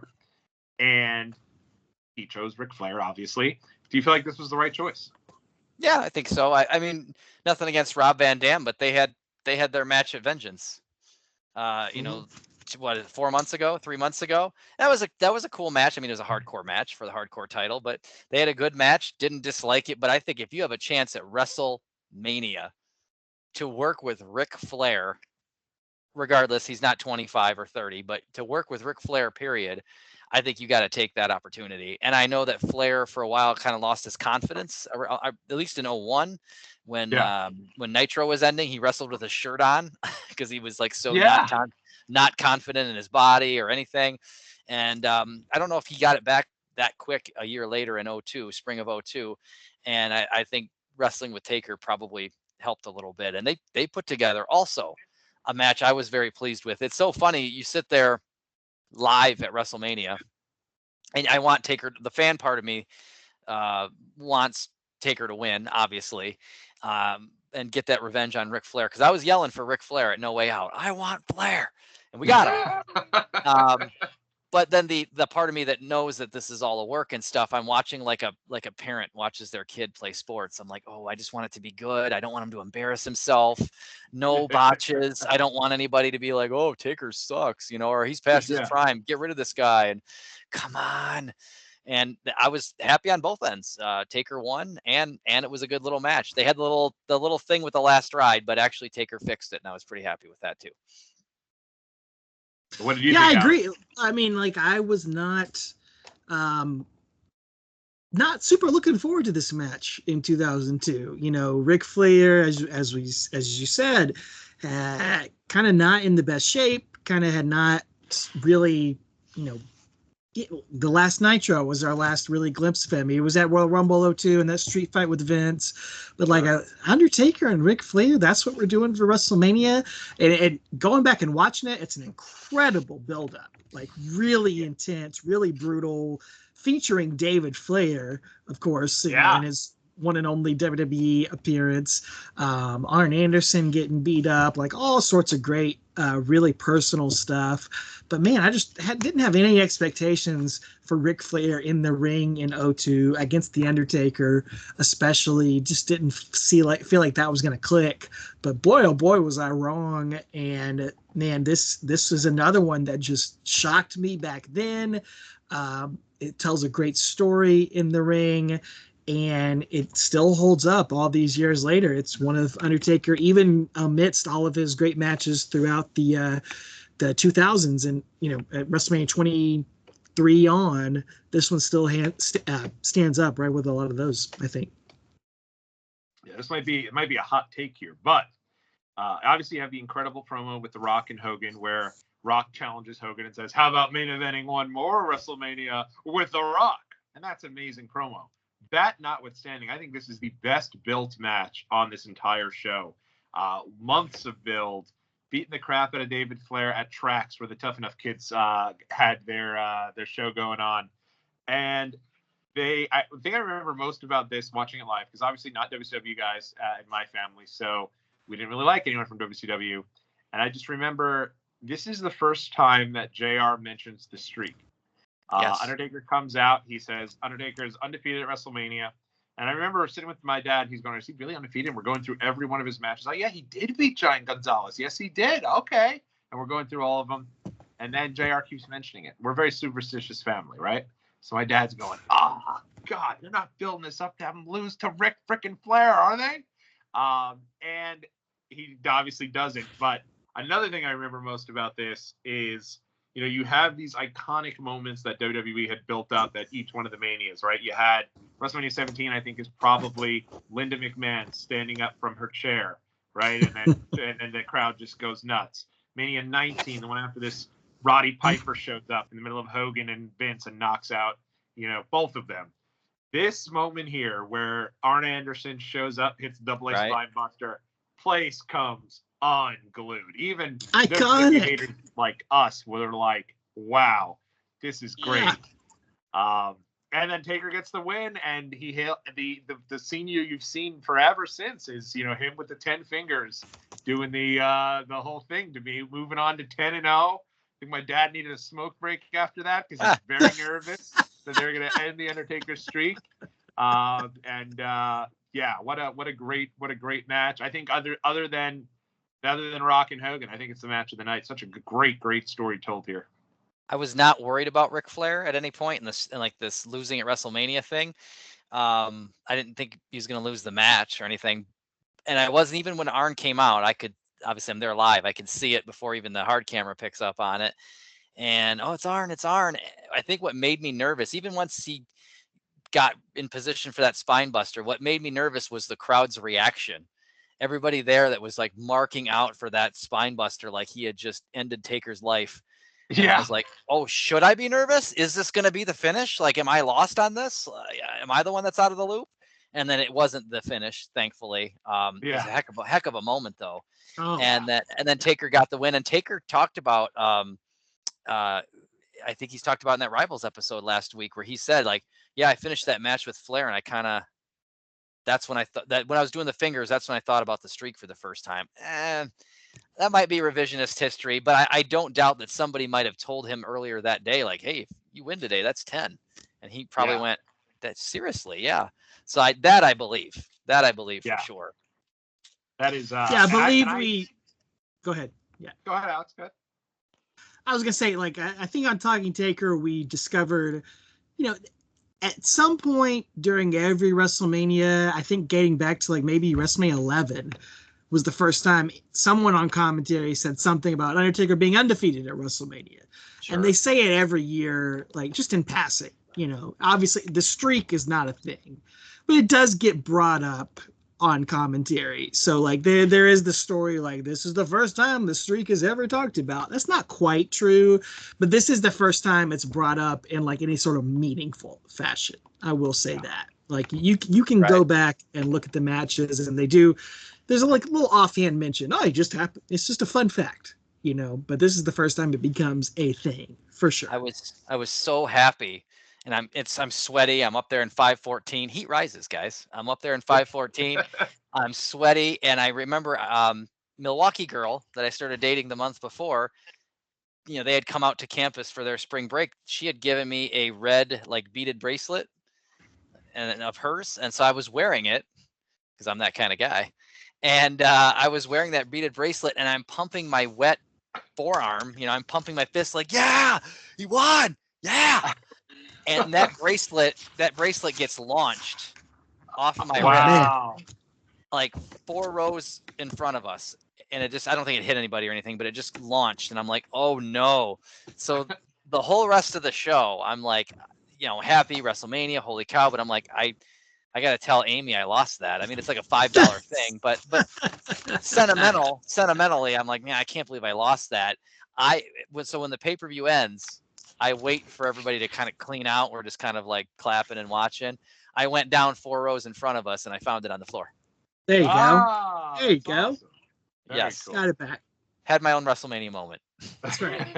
That is very cool. But yeah, great match. And then next up on the show, you get your first of 2 Drowning Pool songs. Where I believe where they do kind of another. This one feels like if Drowning Pool was on the show to do Hunters, that was probably enough for them. But they gave them their own performance here, doing "Tear Away," great song, and as the backdrop to get everyone ready for the main event between Jericho and Hunter. And then we move into correct me if I'm wrong, the tag team match. Is that correct? You really want this tag team match to happen? No, but it's still got a couple more to go. I have said it 6 times. It must have really. This one hit home for me. So it's Edge and Booker T then. It's shampoo time, baby. Yeah, shampoo time. And what I was reminded of during this match was this was also during the period of time where Booker T starts to get a little bit of steam because of how poorly he did on the WWE Weakest Link edition, where he didn't know anything. And he's even on the Howard Stern show when they like find him and start asking him questions that he gets wrong there too. And man, it's like this guy is now 9 months off, off his debut, showing up at King of the Ring 01, and now he's being built up to have this shampoo match and to. I mean, I'm very surprised he was able to recover from this because his booking here is just not good at all. And he had this great grocery store thing with Austin in December, right. Yeah. And he crashes all the way into this. Although, Edge is an up-and-comer. He's not the Edge we know now, but he's still an up-and-comer. But the whole build-up for the shampoo commercial, and then in him being dumb with, like you said, the weakest link. But I did enjoy the promo where he was wearing the reading glasses. He was wearing the readers on his nose. And he says, how could I be dumb? Don't you see I've got, cheaters I got glasses. Yeah. Look, Booker T and Edge, 2 of the naturally funniest wrestlers ever. And I think that's why they gave them this, silly build-up. They thought they could make some magic out of it. And it's just, sometimes you go to the movies and it's Will Ferrell and it's Jack Black and Ben Stiller, and you're like, how could this miss? And it does. Sometimes it just doesn't land for whatever reason. And same with these guys. The build-up just doesn't land. And the match, honestly, it doesn't either. Like these guys have, I don't know, man. They just didn't have a lot of chemistry together. It didn't feel like, maybe it was because they didn't have a story, but I love both these guys. Two fantastic wrestlers. This match is, honestly, maybe the worst match on the show. And it's not bad. It's just kind of there. We thought we were getting John C. Reilly and Will Ferrell in Talladega Nights, and instead it was Holmes and Watson. Wow. Good call. What a reference. Right, a movie no one has talked about in 5 years. Well, I think if this match happened 3 years later, or 4 years later, this would have been awesome. Sure. I think the build would have been awesome. I think the problem was you had a guy in Edge just breaking out on his own and probably didn't have the confidence yet to make it his own, make this the best that he could, and a guy in Booker T who's still new to the company, not having the confidence to do what he could do. So instead, they just went out and had a 10-minute match, and it was what it was. I agree. Forgettable, which is why I was getting to that tag match. But it just, not good at all. I mean, it wasn't bad, as you said. I wish it was bad. If it was bad, you'd remember it. Everyone remembers Brock Lesnar and Goldberg from WrestleMania 20. But this was just, everyone remembers the shampoo build. And I think that was literally one segment and then just the match kind of thrown together here. And I think a lot of that has to do, and I'll mention this here, on this DVD, they actually have a DVD extra of Vince McMahon on Bite This, which is an awesome match, awesome feature. Very, very rare. I was stunned to see it there. And they asked him, what is the biggest WrestleMania main event that you ever have remembered? And he's like, listen, you tell me that last year we have Austin and Rock. And no one at all thinks that this time next year we're going to have Hulk Hogan and The Rock, right? So for me, I can't tell you what's the biggest match of all time in WrestleMania because every year we're outdoing ourselves. And I really think they had Hulk Hogan and The Rock on this show, and they knew that, and they figured whatever else, doesn't matter. We have Hulk Hogan and The Rock. So kind of just is what it is. Maybe. Well, I'll tell you what was bad was Edge hitting the worst spinneroonie of all time. Oh, my God. It was terrible. Awful. I really think they were well on their way to, at some point in 2003, going all the way with Edge as a top guy if he didn't get hurt. Well, absolutely. And I think I don't know if it would have worked. I feel like he was a little too corny at times. I think but that being said, 2 months later, the stuff with Angle was fantastic. So who knows? But they do show here a feature for WWF Access, which at the time is still pretty new in its infancy. Randy, did you know Access was happening? No. I that's the one huge regrets I have in my life. I've been to 2 Manias, no Access. Dang. I don't know why we didn't do that. It was home on spring break. It's not like I was busy. Why didn't we get tickets to go to that too? I don't understand why I didn't make that a thing. I have no idea for that, or 23, even at WrestleMania 23. Why did we not go to anything like that? I have no idea. I mean, to go and see Stacy Keibler's hind end and her legs, why did I not? Yeah. Why did I not go? I don't know. I'm stunned you didn't do a classic Randy Turco day and go that morning to Access, right? You could have gone that morning, drove up, spent the whole day in Toronto, and still drove home afterwards. This was before the days of the Turco itinerary. I guess so. Yeah. If it happened today, for sure, we would have been doing that whole back and forth for sure. Mm-hmm. I tell you what, the way they built up Access made it seem like the coolest thing in the world to a wrestling fan. Like, I remember going to Mania 27. I was probably at least as excited, if not more excited, to go to Access than I was to go to WrestleMania, because for years they had been making it seem like this unbelievable, unique experience. And I was so excited to see all the memorabilia, to get the autographs and everything. The video package just does an incredible job of creating this hype in your mind for what Access is. Don't you guys think so? 1,000%. Right. I watching this segment that Tommy's talking about, it made me want to go to Access 2002 now. Right. I'm 23 years late, but I wanted to go now. Well, I mean, Alex, in your opinion, you got to go to Access then after all these years of being built up? Did they deliver? I wouldn't say I was let down, but I mean, I don't think it quite matches the hype that they make it. Sure. I was awesome. I was so glad I got to go to it, and kind of disappointing they don't do more of it now. We have the Superstore, which is fun, but like, how easy would it be to roll in a little bit of memorabilia and stuff and have that walk around? It was great, but I don't think anything quite matches up in your head how they build it up on TV. They give you the showing absolute all the fans like running in. Right. They give you the absolute A+ best case scenario and make you think you're gonna win the lottery or something, you know? Yeah. Yes. Yeah. It literally looks like the coolest thing. And there was actually a segment I found on some the guy who does like local news for Canada, actually Toronto, actually put up like the piece they did on Access. And they actually show some of like the Lita and Edge walking around and seeing their figures, different things like that. Just such a cool piece. And yeah, the big push here, number one, is Hogan makes an appearance. Everyone goes nuts for him, which I think clues WWE into like, oh my God, he's going to be really over here. And then the other piece that Randy had mentioned, they did all of these busts of all of these wrestlers doing their poses in like a bronze statue. So you had, Stacy Keibler's, rear end. You had RVD thumbs. You had. I did not know they made one like this until I saw that guy's post. But then it reminded me that they had pulled it back out for last year's WWE The World for the ECW exhibit. That being the RVD thumbs, but also the Al Snow and head bust. No memory of that. They also had the Booker T hand as well. So and they actually have a behind the scenes of this being made as an extra for the WrestleMania 18 DVD as well. Very, very cool. That for anything else, that would have been worth going to WrestleMania Access. Right. Can you imagine the amount of fingerprints on that Stacy Keibler rear end? Oh my God.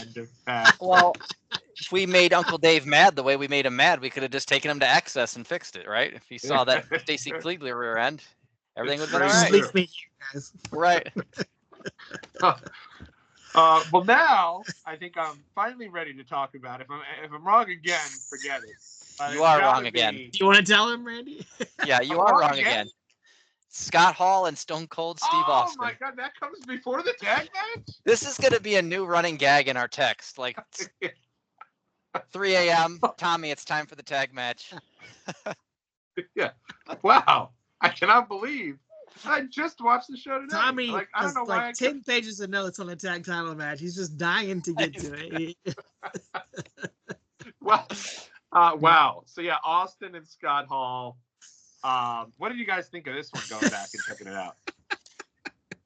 Well, like we talked about, I don't know that the match, like it never felt like it fit. Right. Other than like you said, we have Hogan Rock. Who cares? Figure the rest out. Just connect some dots. But Scott Hall is maybe the best stunner seller ever. Maybe him and The Rock, you know what I mean? Might be the best stunner sellers ever. We've talked about before. I feel terrible for Scott Hall. I don't know what efforts he was making to be sober at the time. I don't know, but like they throw him in with Stone Cold and all the beer, and Scott Hall's he's on antabuse, and this poor guy's got to deal with all this. But yeah, I mean they have their match. I mean that's selling of the stunner is just what I remember. Perfect.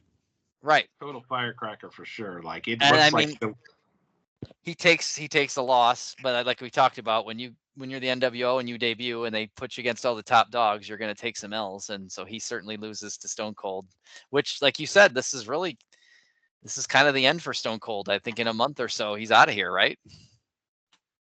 Yeah. He has a match Backlash, and then he's out of there. Right. But yeah, like, and I think this match has an iconic moment with the stunner cell, and that alone elevates this match. It can't be a fully terrible match if you got a moment that lives on forever in the middle of the match. It's not the best. It's nothing memorable up until that point, but you do have that, so it does elevate it a little bit.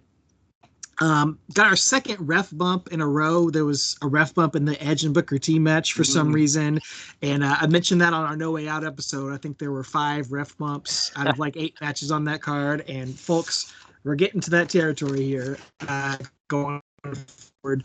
on the show as well. They're just like obsessed with the ref bumps. It was what they kept going back to here. So I want to point that out. And, it's cool to see Scott Hall back. This WrestleMania has a lot of returns. Ric Flair's return, obviously, Hogan's return. It's cool to see Scott Hall back and having one final WrestleMania moment. It will obviously be his final WrestleMania match. He'll go on to appear at WrestleMania 31 in that Triple H and Sting match, but this is his final in-ring appearance. So it's cool to see for that. And, not too much more to say besides that. Yeah, I was glad to catch Scott Hall at a WrestleMania. Like I missed Eddie Guerrero. I missed Eddie Guerrero at a WrestleMania, but I did catch Scott Hall. So you win some, you lose some. It's a great point. Benoit and Eddie are both not on this show. Benoit's injured and Eddie had been released. I think I'd seen Eddie wrestling low key at Independent just a couple of months before this. So sure. I completely agree. Kevin Nash comes across as like the most unimportant he's ever been. Oh my gosh! During this match, he's basically just like a manager. But I think it was very clear that the reason Scott Hall was one of the reasons Hall was a part of this is because he was going to be the workhorse for the NWO. He's wrestling up and down every single house show going into this WrestleMania, and it's a shame he couldn't keep it together. I wonder what would have been the future of the NWO if he couldn't keep it together. Because you figure if they eventually moved to Michaels as the leader and you had Hall and Nash there, they could have gotten some run out of that, I think. Ooh, that's a good point. That would be good. Yeah. And I think this angle, I have an issue with Hall and Nash turning on Hogan later in the night for like Hogan letting them down when Hall lost earlier in the night too. Like, I feel like that angle might have worked a little bit better if, say, you had Hall and Nash as the outsiders. Maybe they win the tag team titles that we keep trying to get to here. Maybe they were in that four-way and they win the tag team titles, and then Hogan loses to Rock, and Hall and Nash are like, what the heck, man? Like, we did our part of the deal. Like, what's your deal? And they beat him up, and maybe that's how Hogan turns babyface. I don't know. I just something didn't sit right with Hall losing, and all of that never quite clicked with me. Yeah, they might have booked themselves into a corner and not realizing, oh man, like this Hogan thing, we can't keep this back. He's gonna have to be red and yellow Hogan. And as a matter of fact, in a month, oh my gosh, he's gonna have to win the belt. I mean, like, it's that strong. Right. Yeah. Maybe they painted themselves into a corner and they didn't know how to get out of it at that point. But I agree, that would have been a great idea. Yeah. And even though Austin has the one more match with Rock the next year, going back and watching this one and seeing his celebration when he wins and the crowd is just rabid for him, this match really felt like the end. The way he's waving off to the crowd with the beers, standing on the top of the ramp, it felt like a pretty iconic moment that I had forgotten about, but it felt really big watching it back. So that I thought was interesting. Yeah. So I guess next, if it's not, I don't know what else we have, but is it the tag match now? Yeah. All right. We're here. We made it. And nobody here. So my theory here. So leading into this WrestleMania build, they were actually building a pretty fun rivalry between the APA, who were the number one contenders, against Billy and Chuck. Or maybe the APA were the champs. I don't remember which way it was. But I remember they were doing a deal where they were like at a bar, and Billy and Chuck showed up at the bar, and probably at Tim White's bar. And it felt like all systems were go for that. What I think happened, and tell me if my theory is wrong here, is that Saliva was there, and they wanted them to do the Dudleys theme. And so they figured we have to add the Dudleys, and then heck, might as well add the Hardys too, and made it a fatal four-way that way. Right? Like, it felt like that was much bigger than the match, was this Dudley's performance. Anytime they've ever had a band at WrestleMania, they always seem to want them to play two songs. It's almost like they're trying to get the most bang for their buck. I mean, I guess why wouldn't they, right? Yeah. Limp Bizkit was it Limp Bizkit at 19? And they were like, they had him play, I think, they had him play the WrestleMania theme song earlier in the night. And then I remember, there you go. And then I remember thinking, I told Nick at James Wheeler's house, I was like, later on, there's going to play Roland. And Nick disagreed with me for some reason. I don't remember why. It was 20 years ago. But Nick was like, no, he's not going to bring him back out to play Roland. Sure enough, later in the night, Roland. Wow. So they did make him play. So it seems like any time, and you're right, they had two bands at this show. They both played 2 songs. So that absolutely, that fits, right? They want to get the most bang for their buck. They want to promote forcible entry as much as possible and shove it down your throat. So that makes sense. Yeah. And I thought that Bubba looked awesome here. Like banging on the drums and rocking out, doing the headbang. You could tell this meant a ton to Bubba. Like, he must have been so pumped. It almost felt like maybe he was this pumped, or maybe he was getting crap from everyone else for being added to the match. And so he was just hyping it up even more to rub it in that he was getting this moment. Whatever it was, I thought it was great. It was great. Yeah, and we talked about last month, APA won the tag team turmoil match at No Way Out to be the number 1 contenders. Like, how did they end up in a fatal 4-way here? I think what you said, Tommy, is a great point. Maybe that's why they got him in there. Well, but they do look like stars. Dudley Boys look like stars. Stacy Keibler never looked better. I mean, Hall of Famer Stacy Keibler. Like, come on. Yeah. She looks absolutely incredible. And it looks like Josie Scott is willing to risk it all there with Stacy Keibler. Hand on her waist, yeah. I was like, all right, Josie, take it easy, bud. Can you blame him? No, and I will say Josie Scott looks super into it too. Like, there's a reason they've used Saliva for so many years. They bring him back for the Batista theme. They have him for Mania in 2007, right? I mean, 5 years past their prime.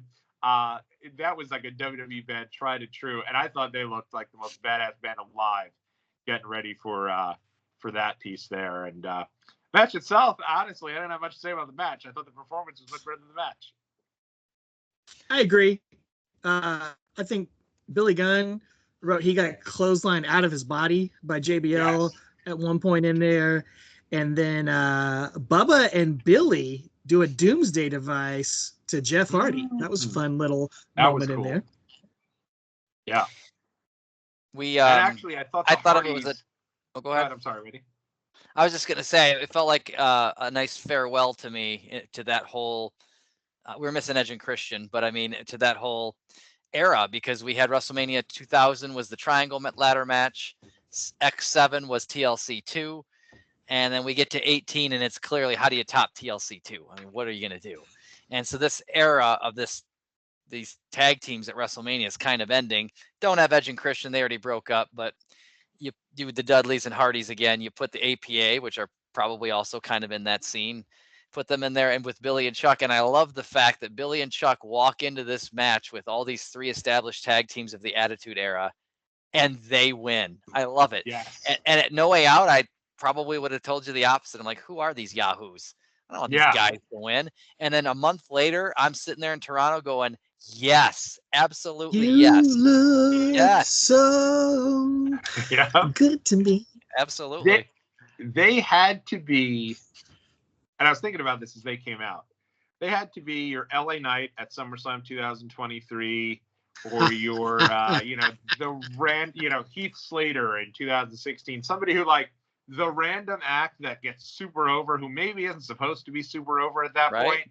And you could tell the crowd probably gets behind them. And then, I mean, they become the biggest thing in WWE throughout, up until the end of that wedding. And I think they got cold feet with the wedding, which I think is almost a shame, because they didn't have anything for these guys after that. And I really think they could have had it go a lot longer had they just went with it. Hey, not for nothing, I love appearing on Watch Along Wrestling, but in addition to Vengeance in July, Vengeance 02, I was also September 02. I was at the Billy and Chuck wedding in Minneapolis. Oh, so my God. Oh, my, Randy. We're going to book you one more time. We got to do a podcast about that. His fee is going up. Wow. Oh, my goodness. I mean, I'll tell you, we gotta squeeze it right after SummerSlam. I was at SummerSlam, so we gotta squeeze one more in. That is an icon. I cannot believe you were at that show. Oh my goodness. With the Bischoff as the priest and 3-minute warning. What? What? Unbelievable. They just made Bischoff's figure from that segment, right? Yep, they did. It was an alternate head. Yeah. You need to get that, Randy.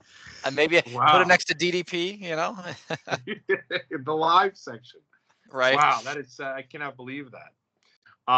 But yeah, I agree. I think them winning, I could definitely see their win is the time where the college guys all, high five each other and are all pumped up, and absolutely. While the kids are like, why are they rooting for Billy and Chuck? I can totally see that being that. Next up here, is there something before Hogan The tag and team. Rock? We got the tag team title match coming up next. Tag team title match. Yeah. No, I was like, there's another tag team title. No, it is of course the iconic Icon versus Icon, the absolute best ever, the one and only Hulk Hogan versus The Rock. Randy, I've got to ask you, what was this match being there feeling like live? Was it as insane of an atmosphere as it appeared on TV? Right, it absolutely was. I know Cody Rhodes has said this is the best WrestleMania match ever, and I haven't been to as many WrestleManias as he has, but I agree with that. I mean, this felt like nothing else I've ever seen, not even at a WrestleMania, but just live wrestling. Period. Having 68,000 people scream for both guys for their entrances, and then like when that match started, and then like the reactions, the Hogan chants or the Rock chants, they would change in midair, and it would go from Hogan to Rock to Hogan, and like I don't think I've ever seen anything like this or felt anything like this. And it was loud the whole time, and like it didn't feel like it ever, like usually you have your entrances and everybody kind of pipes down and we get into the match until we get to like the hot spots or the finish. This felt like it was up here for the entire time, which is amazing. And I can't think of any other match that I've seen live at a pay-per-view that did that, And were you on board? Were you cheering for Hogan, or were you cheering for Rock, or what were you doing? I just think I was cheering in general. Like I already won. Like the Undertaker already won, so I was already like, night's already good for me. So I think I was just cheering for it to be a good match. Like I wanted it to deliver, because this was the main event. Let's be real. And I was just hoping that they would deliver. And it wasn't like Angle Lesnar clinic at the Tokyo Dome or anything crazy, but it delivered. I was sports entertained. That's for darn sure. I enjoyed the heck out of that match. And even on the rewatch, I really enjoyed it a lot. I probably have a little bit of bias in there because I was there, but that was a passing of the torch. They talk about passing of the torch, but that really was, even though we're passing the torch to a guy that's also leaving, but you get what happened. Right. Yeah. Alex, what did you think upon rewatch? Oh man. Like, watching it live, I had the same reaction. I'm sure you did, Tommy. Like I just did not see this coming. Clearly they did. Clearly Rock and Hogan did. Clearly the WWE did.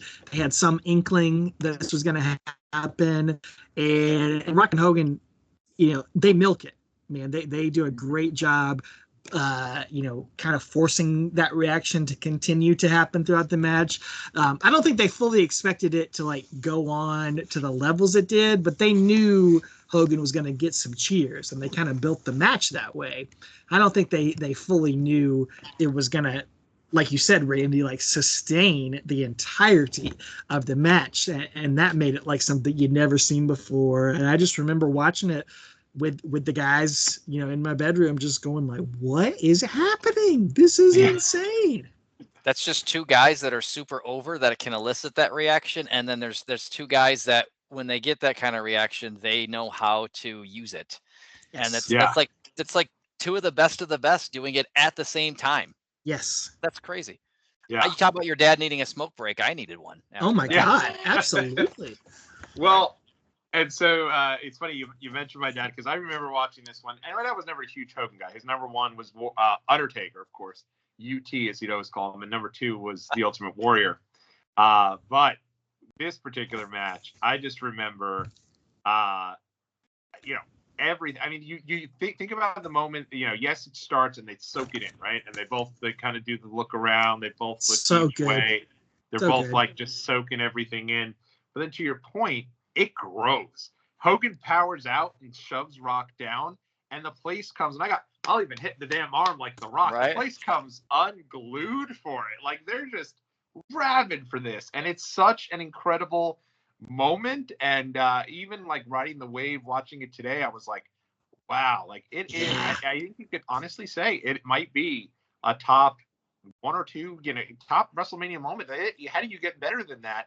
Especially it's such a dream match you never thought you'd see. Now you're seeing it, and it lives up, if not even past that level of hype. Just incredible match, an incredible moment there with both of them. And I do remember having this feeling of being like, yeah, you know what? Screw Rock. You're right, Toronto. Yeah, let's go Hogan. Like, just getting super into it.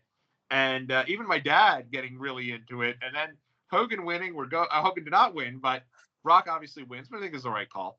But Sure. even at the end, doing the whole Hogan poses and like they're doing that whole deal, it kind of worked. It being Rock and Hogan, like Austin and Hogan wouldn't be doing Hogan poses at the end. No. You're right. I don't know if Austin's even giving Hogan that platform in the end after that match.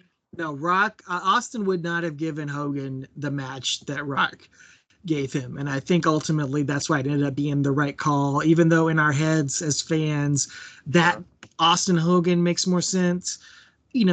Full credit to Vince and the creative team for knowing those guys' egos are too big to be in the same room with each other, and their styles are too different to be in the same ring with each other in this moment, at least. And yeah, like the it's unbelievable.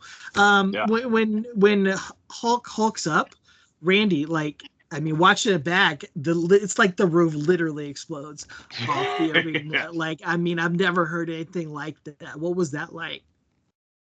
Right. I mean, it really played out that way in person. If it came across that way, because there's sometimes you're at wrestling shows and you hear big pops or chants. When I was at Dynamite a couple weeks ago, I was floored that the Hurt Business was getting like that. We hurt people. We hurt people. I was like, the Hurt Business is getting chants. And then when it was loud. It was loud in person, row 6 or whatever I was. When I watched it on TNT, when I watched the playback, you could hear it, but it wasn't as loud as it was in person. Yes. Yeah. This, if it was that loud for you on TV, how do you think it was for me in person? Yeah. It was super loud. And I always talk about coming home from pay-per-view sounding like Joan Rivers. And I absolutely did, because I was a part of that. I was going to be a part of that for sure. That was awesome. And then honestly, being Section 514 is awesome for that, right? Because you get the bird's eye view of everything going on, everyone going nuts the whole time. It almost is better to be up top for that. And it had to feel like I remember being there for WrestleMania 27 and that Triple H Undertaker match, and it feeling like, wow, we're a part of something special. That had to feel like we're a part of the greatest moment ever. I can't believe I'm here for this right now. Right. Now the greatest moment ever. And I think after this match, they announced the attendance. And I'm like, outside of WrestleMania 3, we're at the biggest WrestleMania ever. Like, nothing will ever top this, ever. Things have eventually, but not at the time. Live, I don't know. I mean, that's a great, incredible moment. I mean, I'm gonna get so much hate for this, but maybe Jey Uso winning the Royal Rumble out of nowhere and having that moment where we're all together, even though it's not an iconic moment there, being there live for that, I thought was just off the charts. People losing their minds, like shocked, crazy. but pleasantly shocked. Yeah, right. So, I mean, I think the only thing that can compare would be to being at WWF New York on that night with the Big Show. WrestleMania, baby! Oh.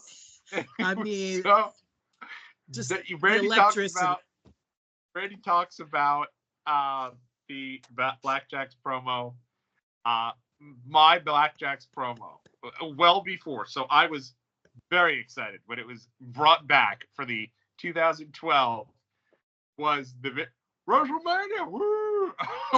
Like, here comes Big Show, completely out of shape, not caring whatsoever about this opportunity. And they're like, we're not even going to keep you off the show. We're going to send you to WWF New York, and you're not even going to get a segment. You're just going to have to parade around and cheer and get people to cheer with you. I am stunned that he lasted. So sad. How hard was he questioning his life choices in this moment? So bad. And I remember, as my big thing was, my dad was always like, once the show peaked, and he knew it peaked, he was ready to leave, ready to go home. And I always be like trying to keep him.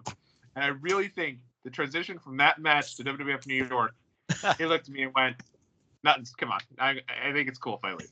And I was like, "I'll see you tomorrow for Raw." Because what are you gonna do at that point? But yeah, I mean, I'll tell you what you're going to do is you're going to have Jazz coming out, getting the Meechin pop right there in Toronto. Absolutely nothing for Jazz coming out of this match. I do wonder if they told them, hey guys, we're going to put you at the co-main. And they went, wow, we're going to go second from the top. This is amazing. Not realizing that they'd have to follow Hogan and Rock, which is like, has to be the equivalent of Vicky Guerrero coming out and saying, excuse me, after the Undertaker's streak ends at WrestleMania 30. Like, nobody at that point. I mean, all power to him. And you know what? At a minimum, the Trish Stratus entrance in Toronto is pretty iconic. It is. Yeah. People are into her. And Lita, too, to a certain extent. And did she come out to, I don't even remember, did she come out to, "Come back to Roseman"? I think so. Yeah. Boy hits car. Hits car. Who I'm sure back in 2002, I thought was the coolest band in the world. Sure. But 2025, I'm like, right, doing the whole deal. Hey, I'll say though, honestly, a fun match. I mean, it's a good match though, and they all kind of bring it. And you forget, Jazz was in 2 of these triple threat matches at back-to-back Manias. 2 years in a row. Yep. And I don't know if they were trying to like give her the rub, but she goes into WrestleMania and beats Lita and Trish and wins. Right. Wow. She gets the win. I don't know if they were trying to like give her the rub or something like that, but I don't know why people can't win in their hometowns. But Jazz goes in and gets the dub. So I don't know if I ever told you guys this story, but obviously, I went to Superstore on my own, going to Royal Rumble. And as I walked into the Superstore, a lady next to me says, hey, excited for the Rumble? And I said, oh my gosh, yes. And I'm thinking, this is Jazz. But I don't ever ask her if it's Jazz, because I'm like, well, why is she talking to me, asking if I'm excited for the Rumble? I should know this is Jazz. And she says, it's just so great for me to be back. It's been so long since I've been to one of these WWE events live. And I called my buddy James and said, Jazz is going to be in the Royal Rumble. And it was not Jazz. But I thought, like, it's amazing she's never had any sort of comeback or anything. Because, yeah, for a while she was being pushed pretty hard. That's fantastic. So this it's a good match. Solid match. Is this the one that is on Steven's WrestleMania card, or is it next year's? I think it's this one. I think it was this one. Right? I think so. But like, if this match had been anywhere else on the card, I think people would like look back on this match as kind of a low-key classic, because it's the first good women's match in 18 years of WrestleMania. Like, truly, if you go back to the WrestleMania history, they've never been in a spot to have like a real wrestling match, and they do it here. And despite what they had coming on before them, despite Jazz getting no reaction, the crowd to this at the end, and they're kind of like feeling the near falls. It's a low key, really nice little match. You can tell they got their time cut by Rock and Hogan, because they're like kind of speeding through stuff. But still, it's a nice little match right there. I give them a lot of credit. Yeah, you really wonder with that Rock Hogan stuff. A lot of that had to be off the cuff, right? I don't know if the plan was for the two of them to pose together and do the whole pose thing. Probably not. Oh, they're milking it. Yeah. it, Yeah. So definitely like, cuts into their time. When you do a historic match and moment like that, how can you be mad at them? You know what I mean? Like, exactly. Like, okay, fine, no problem. I mean, I think they probably knew that's not an enviable position to be in after Rock Hogan. It's going to be some level of good, but there's no way they could have forecasted it was going to be that amazing. There's just no way. That reaction. I think I read somewhere that Hulk contended they have, oh man, you're getting booed, brother. And then they called the match on the fly and they completely changed everything. I don't know if I buy into that. Right. I think they maybe said, this is our plan. Plan A is this. However, if this occurs, then we will do plan B. Plan B is this. That I believe a little bit. Yeah.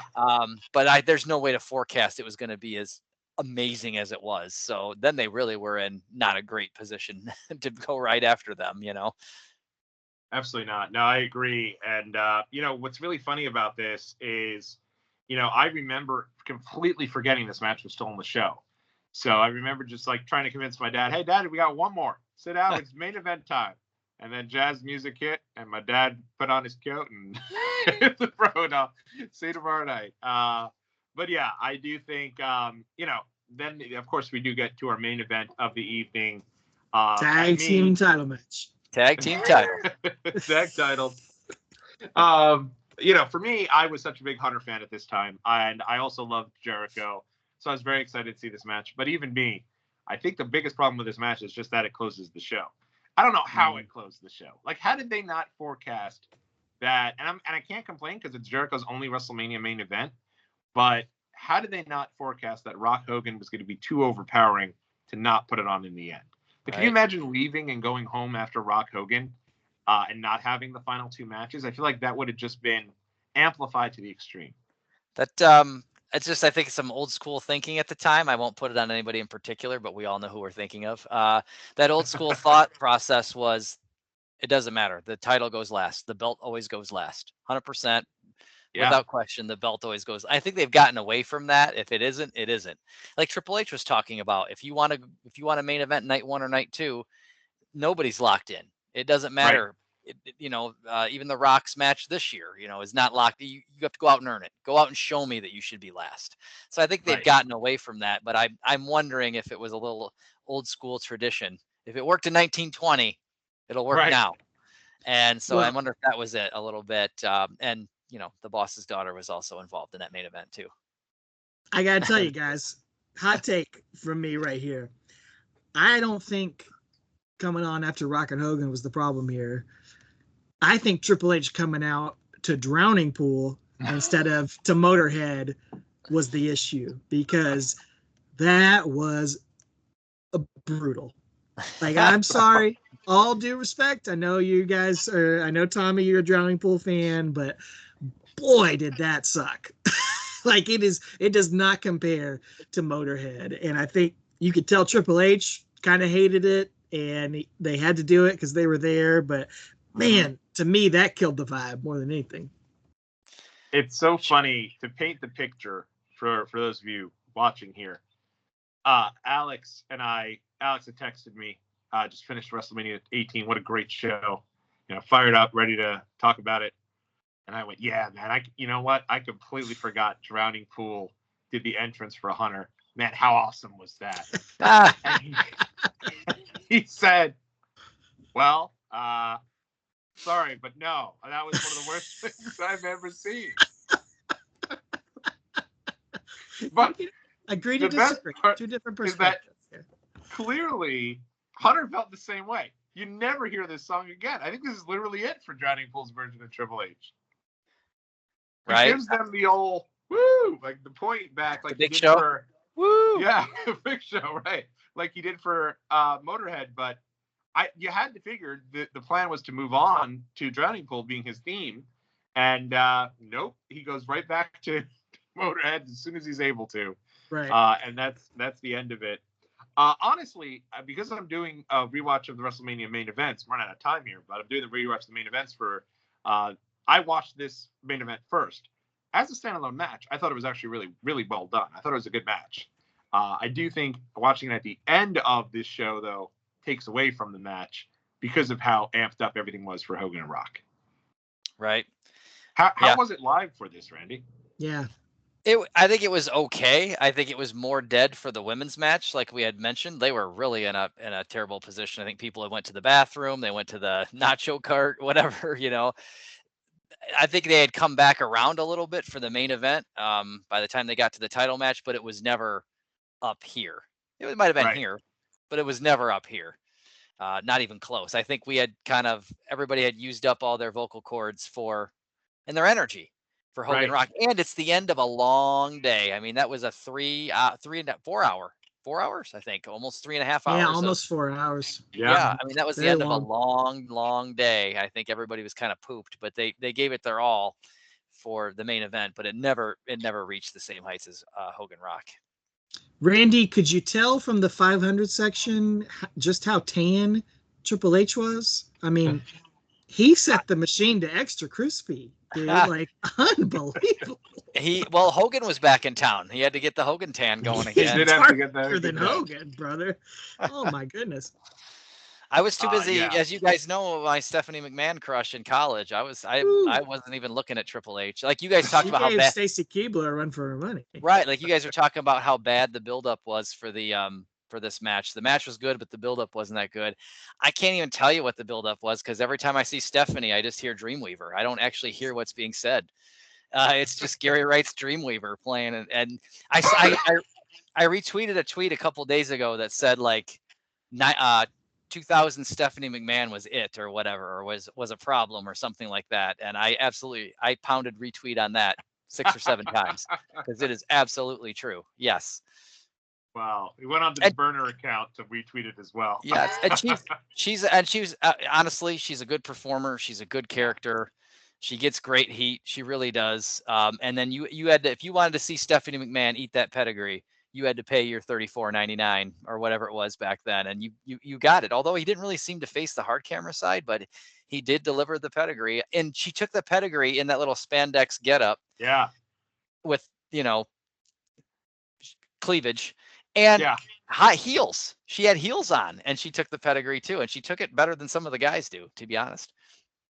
And I do think because of course I had a huge Stephanie McMahon crush as well, as did Devon Dudley, as did so many people out there. And I do think part of it is at the time you had so many of the very beautiful divas, out there in bra and panty matches, scantily clad. Steph wasn't really showing as much. So it was almost like there was so much to the imagination out there that's why I think there was so much appeal to her as well. I was so sad, guys, that this match is the end of Chris Jericho's title reign. This match is also pretty much the end of the $1 Billion Princess because she's going to have a match on Raw in about a week. Handicap match against Triple H with Jericho, and they lose. So she has to leave the WWF. And she's out of here. And she's gone pretty much right after WrestleMania when I see her. And she returns right before Vengeance when I see her again in Detroit. Yeah, wow. But she comes back as GM Stephanie, so she's been repackaged a little bit. She's not the $1 Billion Princess. She's comes out to that I'm all grown up now, and I listen to no. I you know what I think, and you know what, if this were today, Hunter would win. Jericho would be gone till right before SummerSlam, where he would attack CM Punk and set up his next big feud. Back then, Jericho was fighting Hunter all the way till Judgment Day and getting beaten like a drum every time out, which I think really damaged Jericho and took him a long time. That's why he's in, tag matches and pushed way down the card, because he had to be beaten so many times coming out of WrestleMania, which is why I think that did a number on him for sure. Yeah, you almost forget about that Hell in a Cell, right? You almost forget about they had a freaking Hell in a Cell. Mm-hmm. It's a shame. Like, they think the story that people want is Triple H versus Stephanie. But, like, there's actually a good story between Triple H and Jericho, because Jericho's the guy who, in kayfabe injured his quad. He's the one who did the lion tamer on him while his quad is torn. And like you've got that great comeback story of Triple H overcoming an injury against the guy who put him out of action, and their roles are reversed. The heel face roles are reversed from when it was back in summer of 2001. So man, there could be a really interesting story here. But it's not the focus of things, so I think that hurts it. And Tommy, like you said, it's not a bad match, but it's not the right match. Even without Rock and Hogan, I don't think it's the right match for this crowd in this arena. Like, they kind of work an 80s Ric Flair style match. It's very technical, very much focused on selling the knee, and even going back, I think it's a decent match, but like it just doesn't fill up this stadium. Like, in this stadium main event, you need kind of this over the top stuff. You need more things going on there, and they kind of get to it at the end. There's a great Triple H takes a great table bump, like back body drop through a table, and they do the big pedigree with Stephanie. So they kind of get there, but it's so slow paced, which I like. But it just doesn't click with this crowd, so you end up getting a dead crowd watching it back, and it's not what it could be.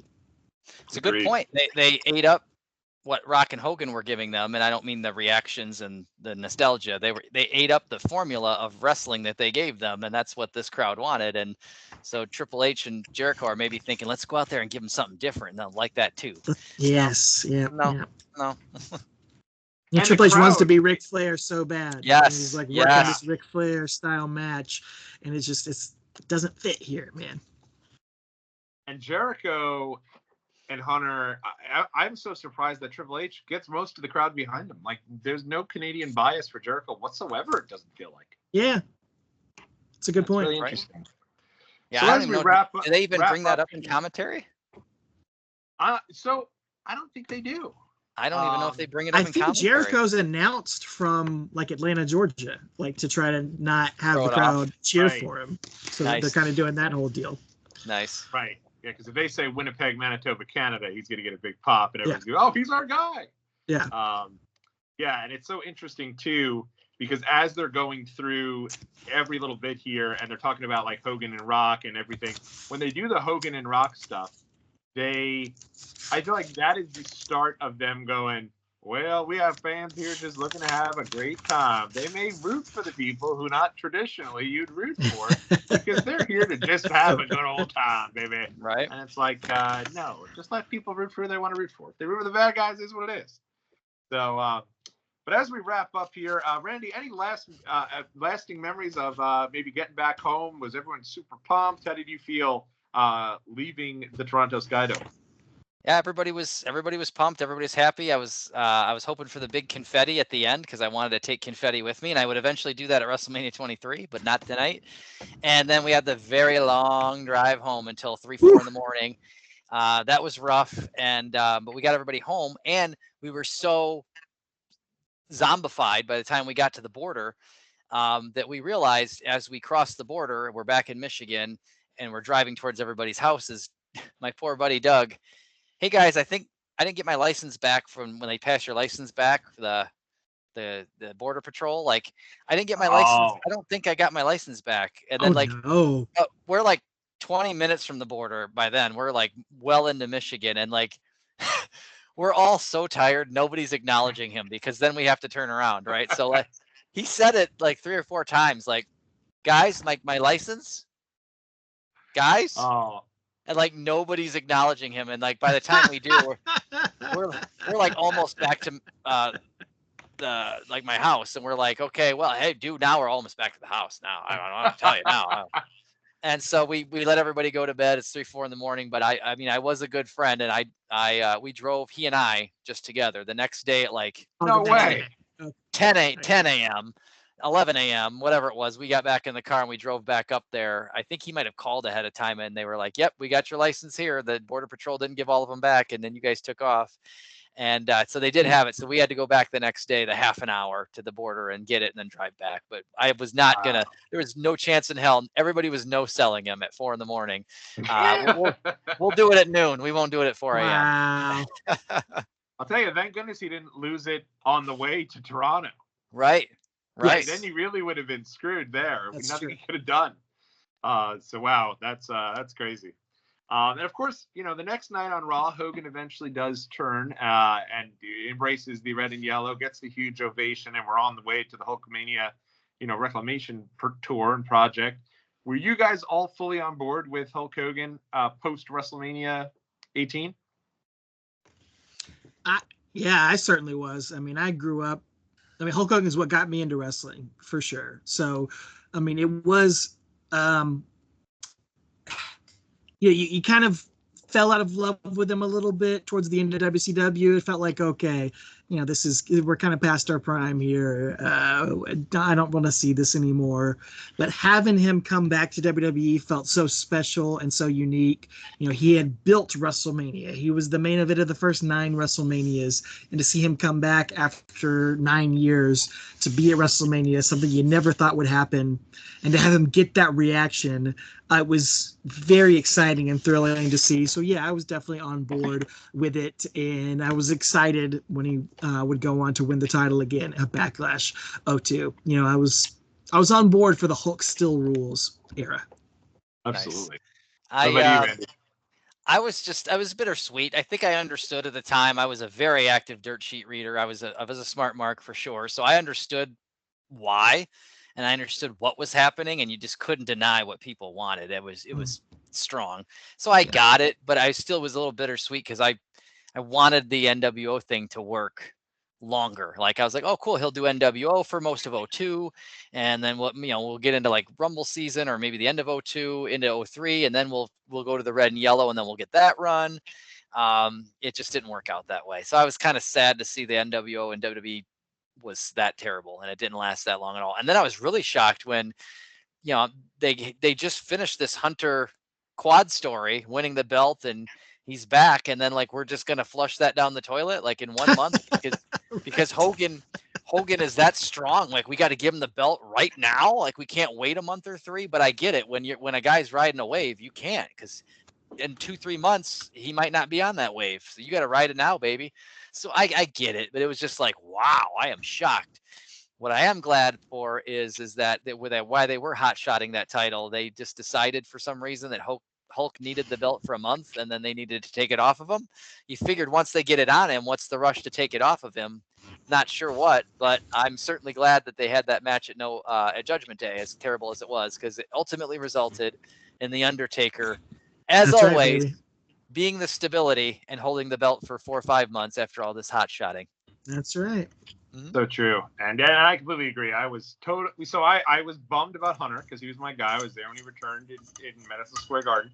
Right. But then I was like, to take the belt off him, I'm crushed. But at the same time, I was all about being a Hulk maniac again. I remember going out and getting the Hulk Still Rules DVD and absolutely loving it, because I feel like it was the first one where they chock fulled it with, so many extras and a documentary, 2 discs. I might have been the first 2-disc documentary. And I was really stoked for that. And, I didn't go, but I was aware of the Times Square Toys R Us that the Major Brothers did that DVD documentary on it 20 years later, which is so good that they went back to that. I think it's an Old Navy now or a Gap. And I just thought it was awesome. So, but at the same time, come Judgment Day 02, I was over it. I kind of understood why it was great. But at the same time, I was like, I don't need him as our guy there every week as the champ. Like, he's past his prime. It's, good to see Taker get it. He had worked really hard. He'd become a crazy great heel as a badass Undertaker. And it was fine giving him the belt back. Is this John Cena? Like, if John Cena wins, it beats Cody Rhodes? Is this John Cena? Like, within a month or 2, he's going to powder off at Judgment Day or something? Maybe. Yeah, hey, maybe he wins the title, and 2 weeks later he loses it at Backlash in St. Louis to Randy Orton. There you go. I mean, could be. But want to thank both of you so much. This was certainly a lengthy one, so I appreciate you guys, remaining engaged and enjoying it, and hanging with me here on Watch Along Wrestling. This was great. I hope that we get to continue to do these here. We'll find some way to be able to continue to do them for July. Vengeance, and then we gotta get to Vengeance too. That's right. Well, we'll have the summer Vengeance 02, the SummerSlam, and now Billy and Chuck wedding. We've got to connect for the Billy and Chuck wedding. You're holding out on us for that one, so. I still have the VHS tape. I recorded SmackDown from my dorm TV, so it's bunny ears and static, and it's terrible, and I love it. That's amazing. That tape, that's the best part. Like, Alex could go back and get Maven's theme on this show if he wanted to with his VHS. So that's awesome. But thank you guys again. Alex, I know you and Travis just had a very fun look back at the 5-year anniversary of WrestleMania 36. Do you want to go ahead and plug that for the Talking Taker?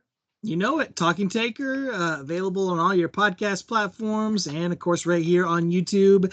And yeah, this month for our WrestleMania edition, we went back to the Undertaker's final WrestleMania appearance at Mania 36 for the Boneyard match. Can't believe it's been 5 years. Sometimes it feels like it was just yesterday. Sometimes it feels like it was 20 years ago. The COVID era.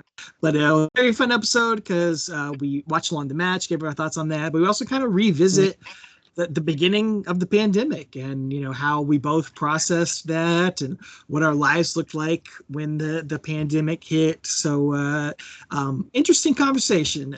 We both had very different experiences with it, and I think we've all kind of reflected on that here 5 years later. There's been read a lot of articles about it, and I know a lot of people have thought about that here 5 years after the fact. So I think people will enjoy that one. So check that out on all the Talking Taker channels. And of course, we've got an episode about WrestleMania 18 back in our archives. You can hear our thoughts on this specific match and our memories of the whole show back in the Talking Taker archives.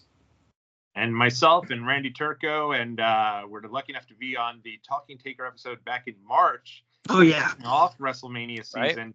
Right. Really fun one if you want to check that out. We did basically a WrestleMania draft of kind of the ultimate WrestleMania card.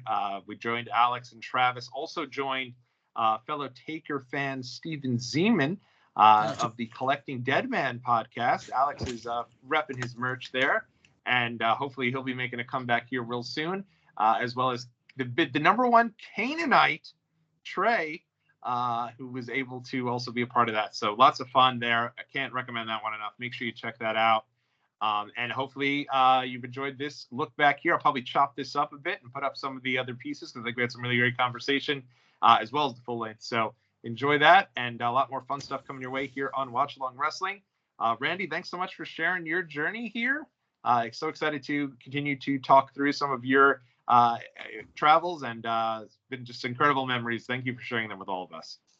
Thanks for having me. It's always good being a lackey on both of your channels, being a friend of the show for Talking Taker and for Watch Along Wrestling. You're a good friend of the show. Not even just a friend, you're a good friend. Yes. All right, everybody. Until next time, we will see you in the next video.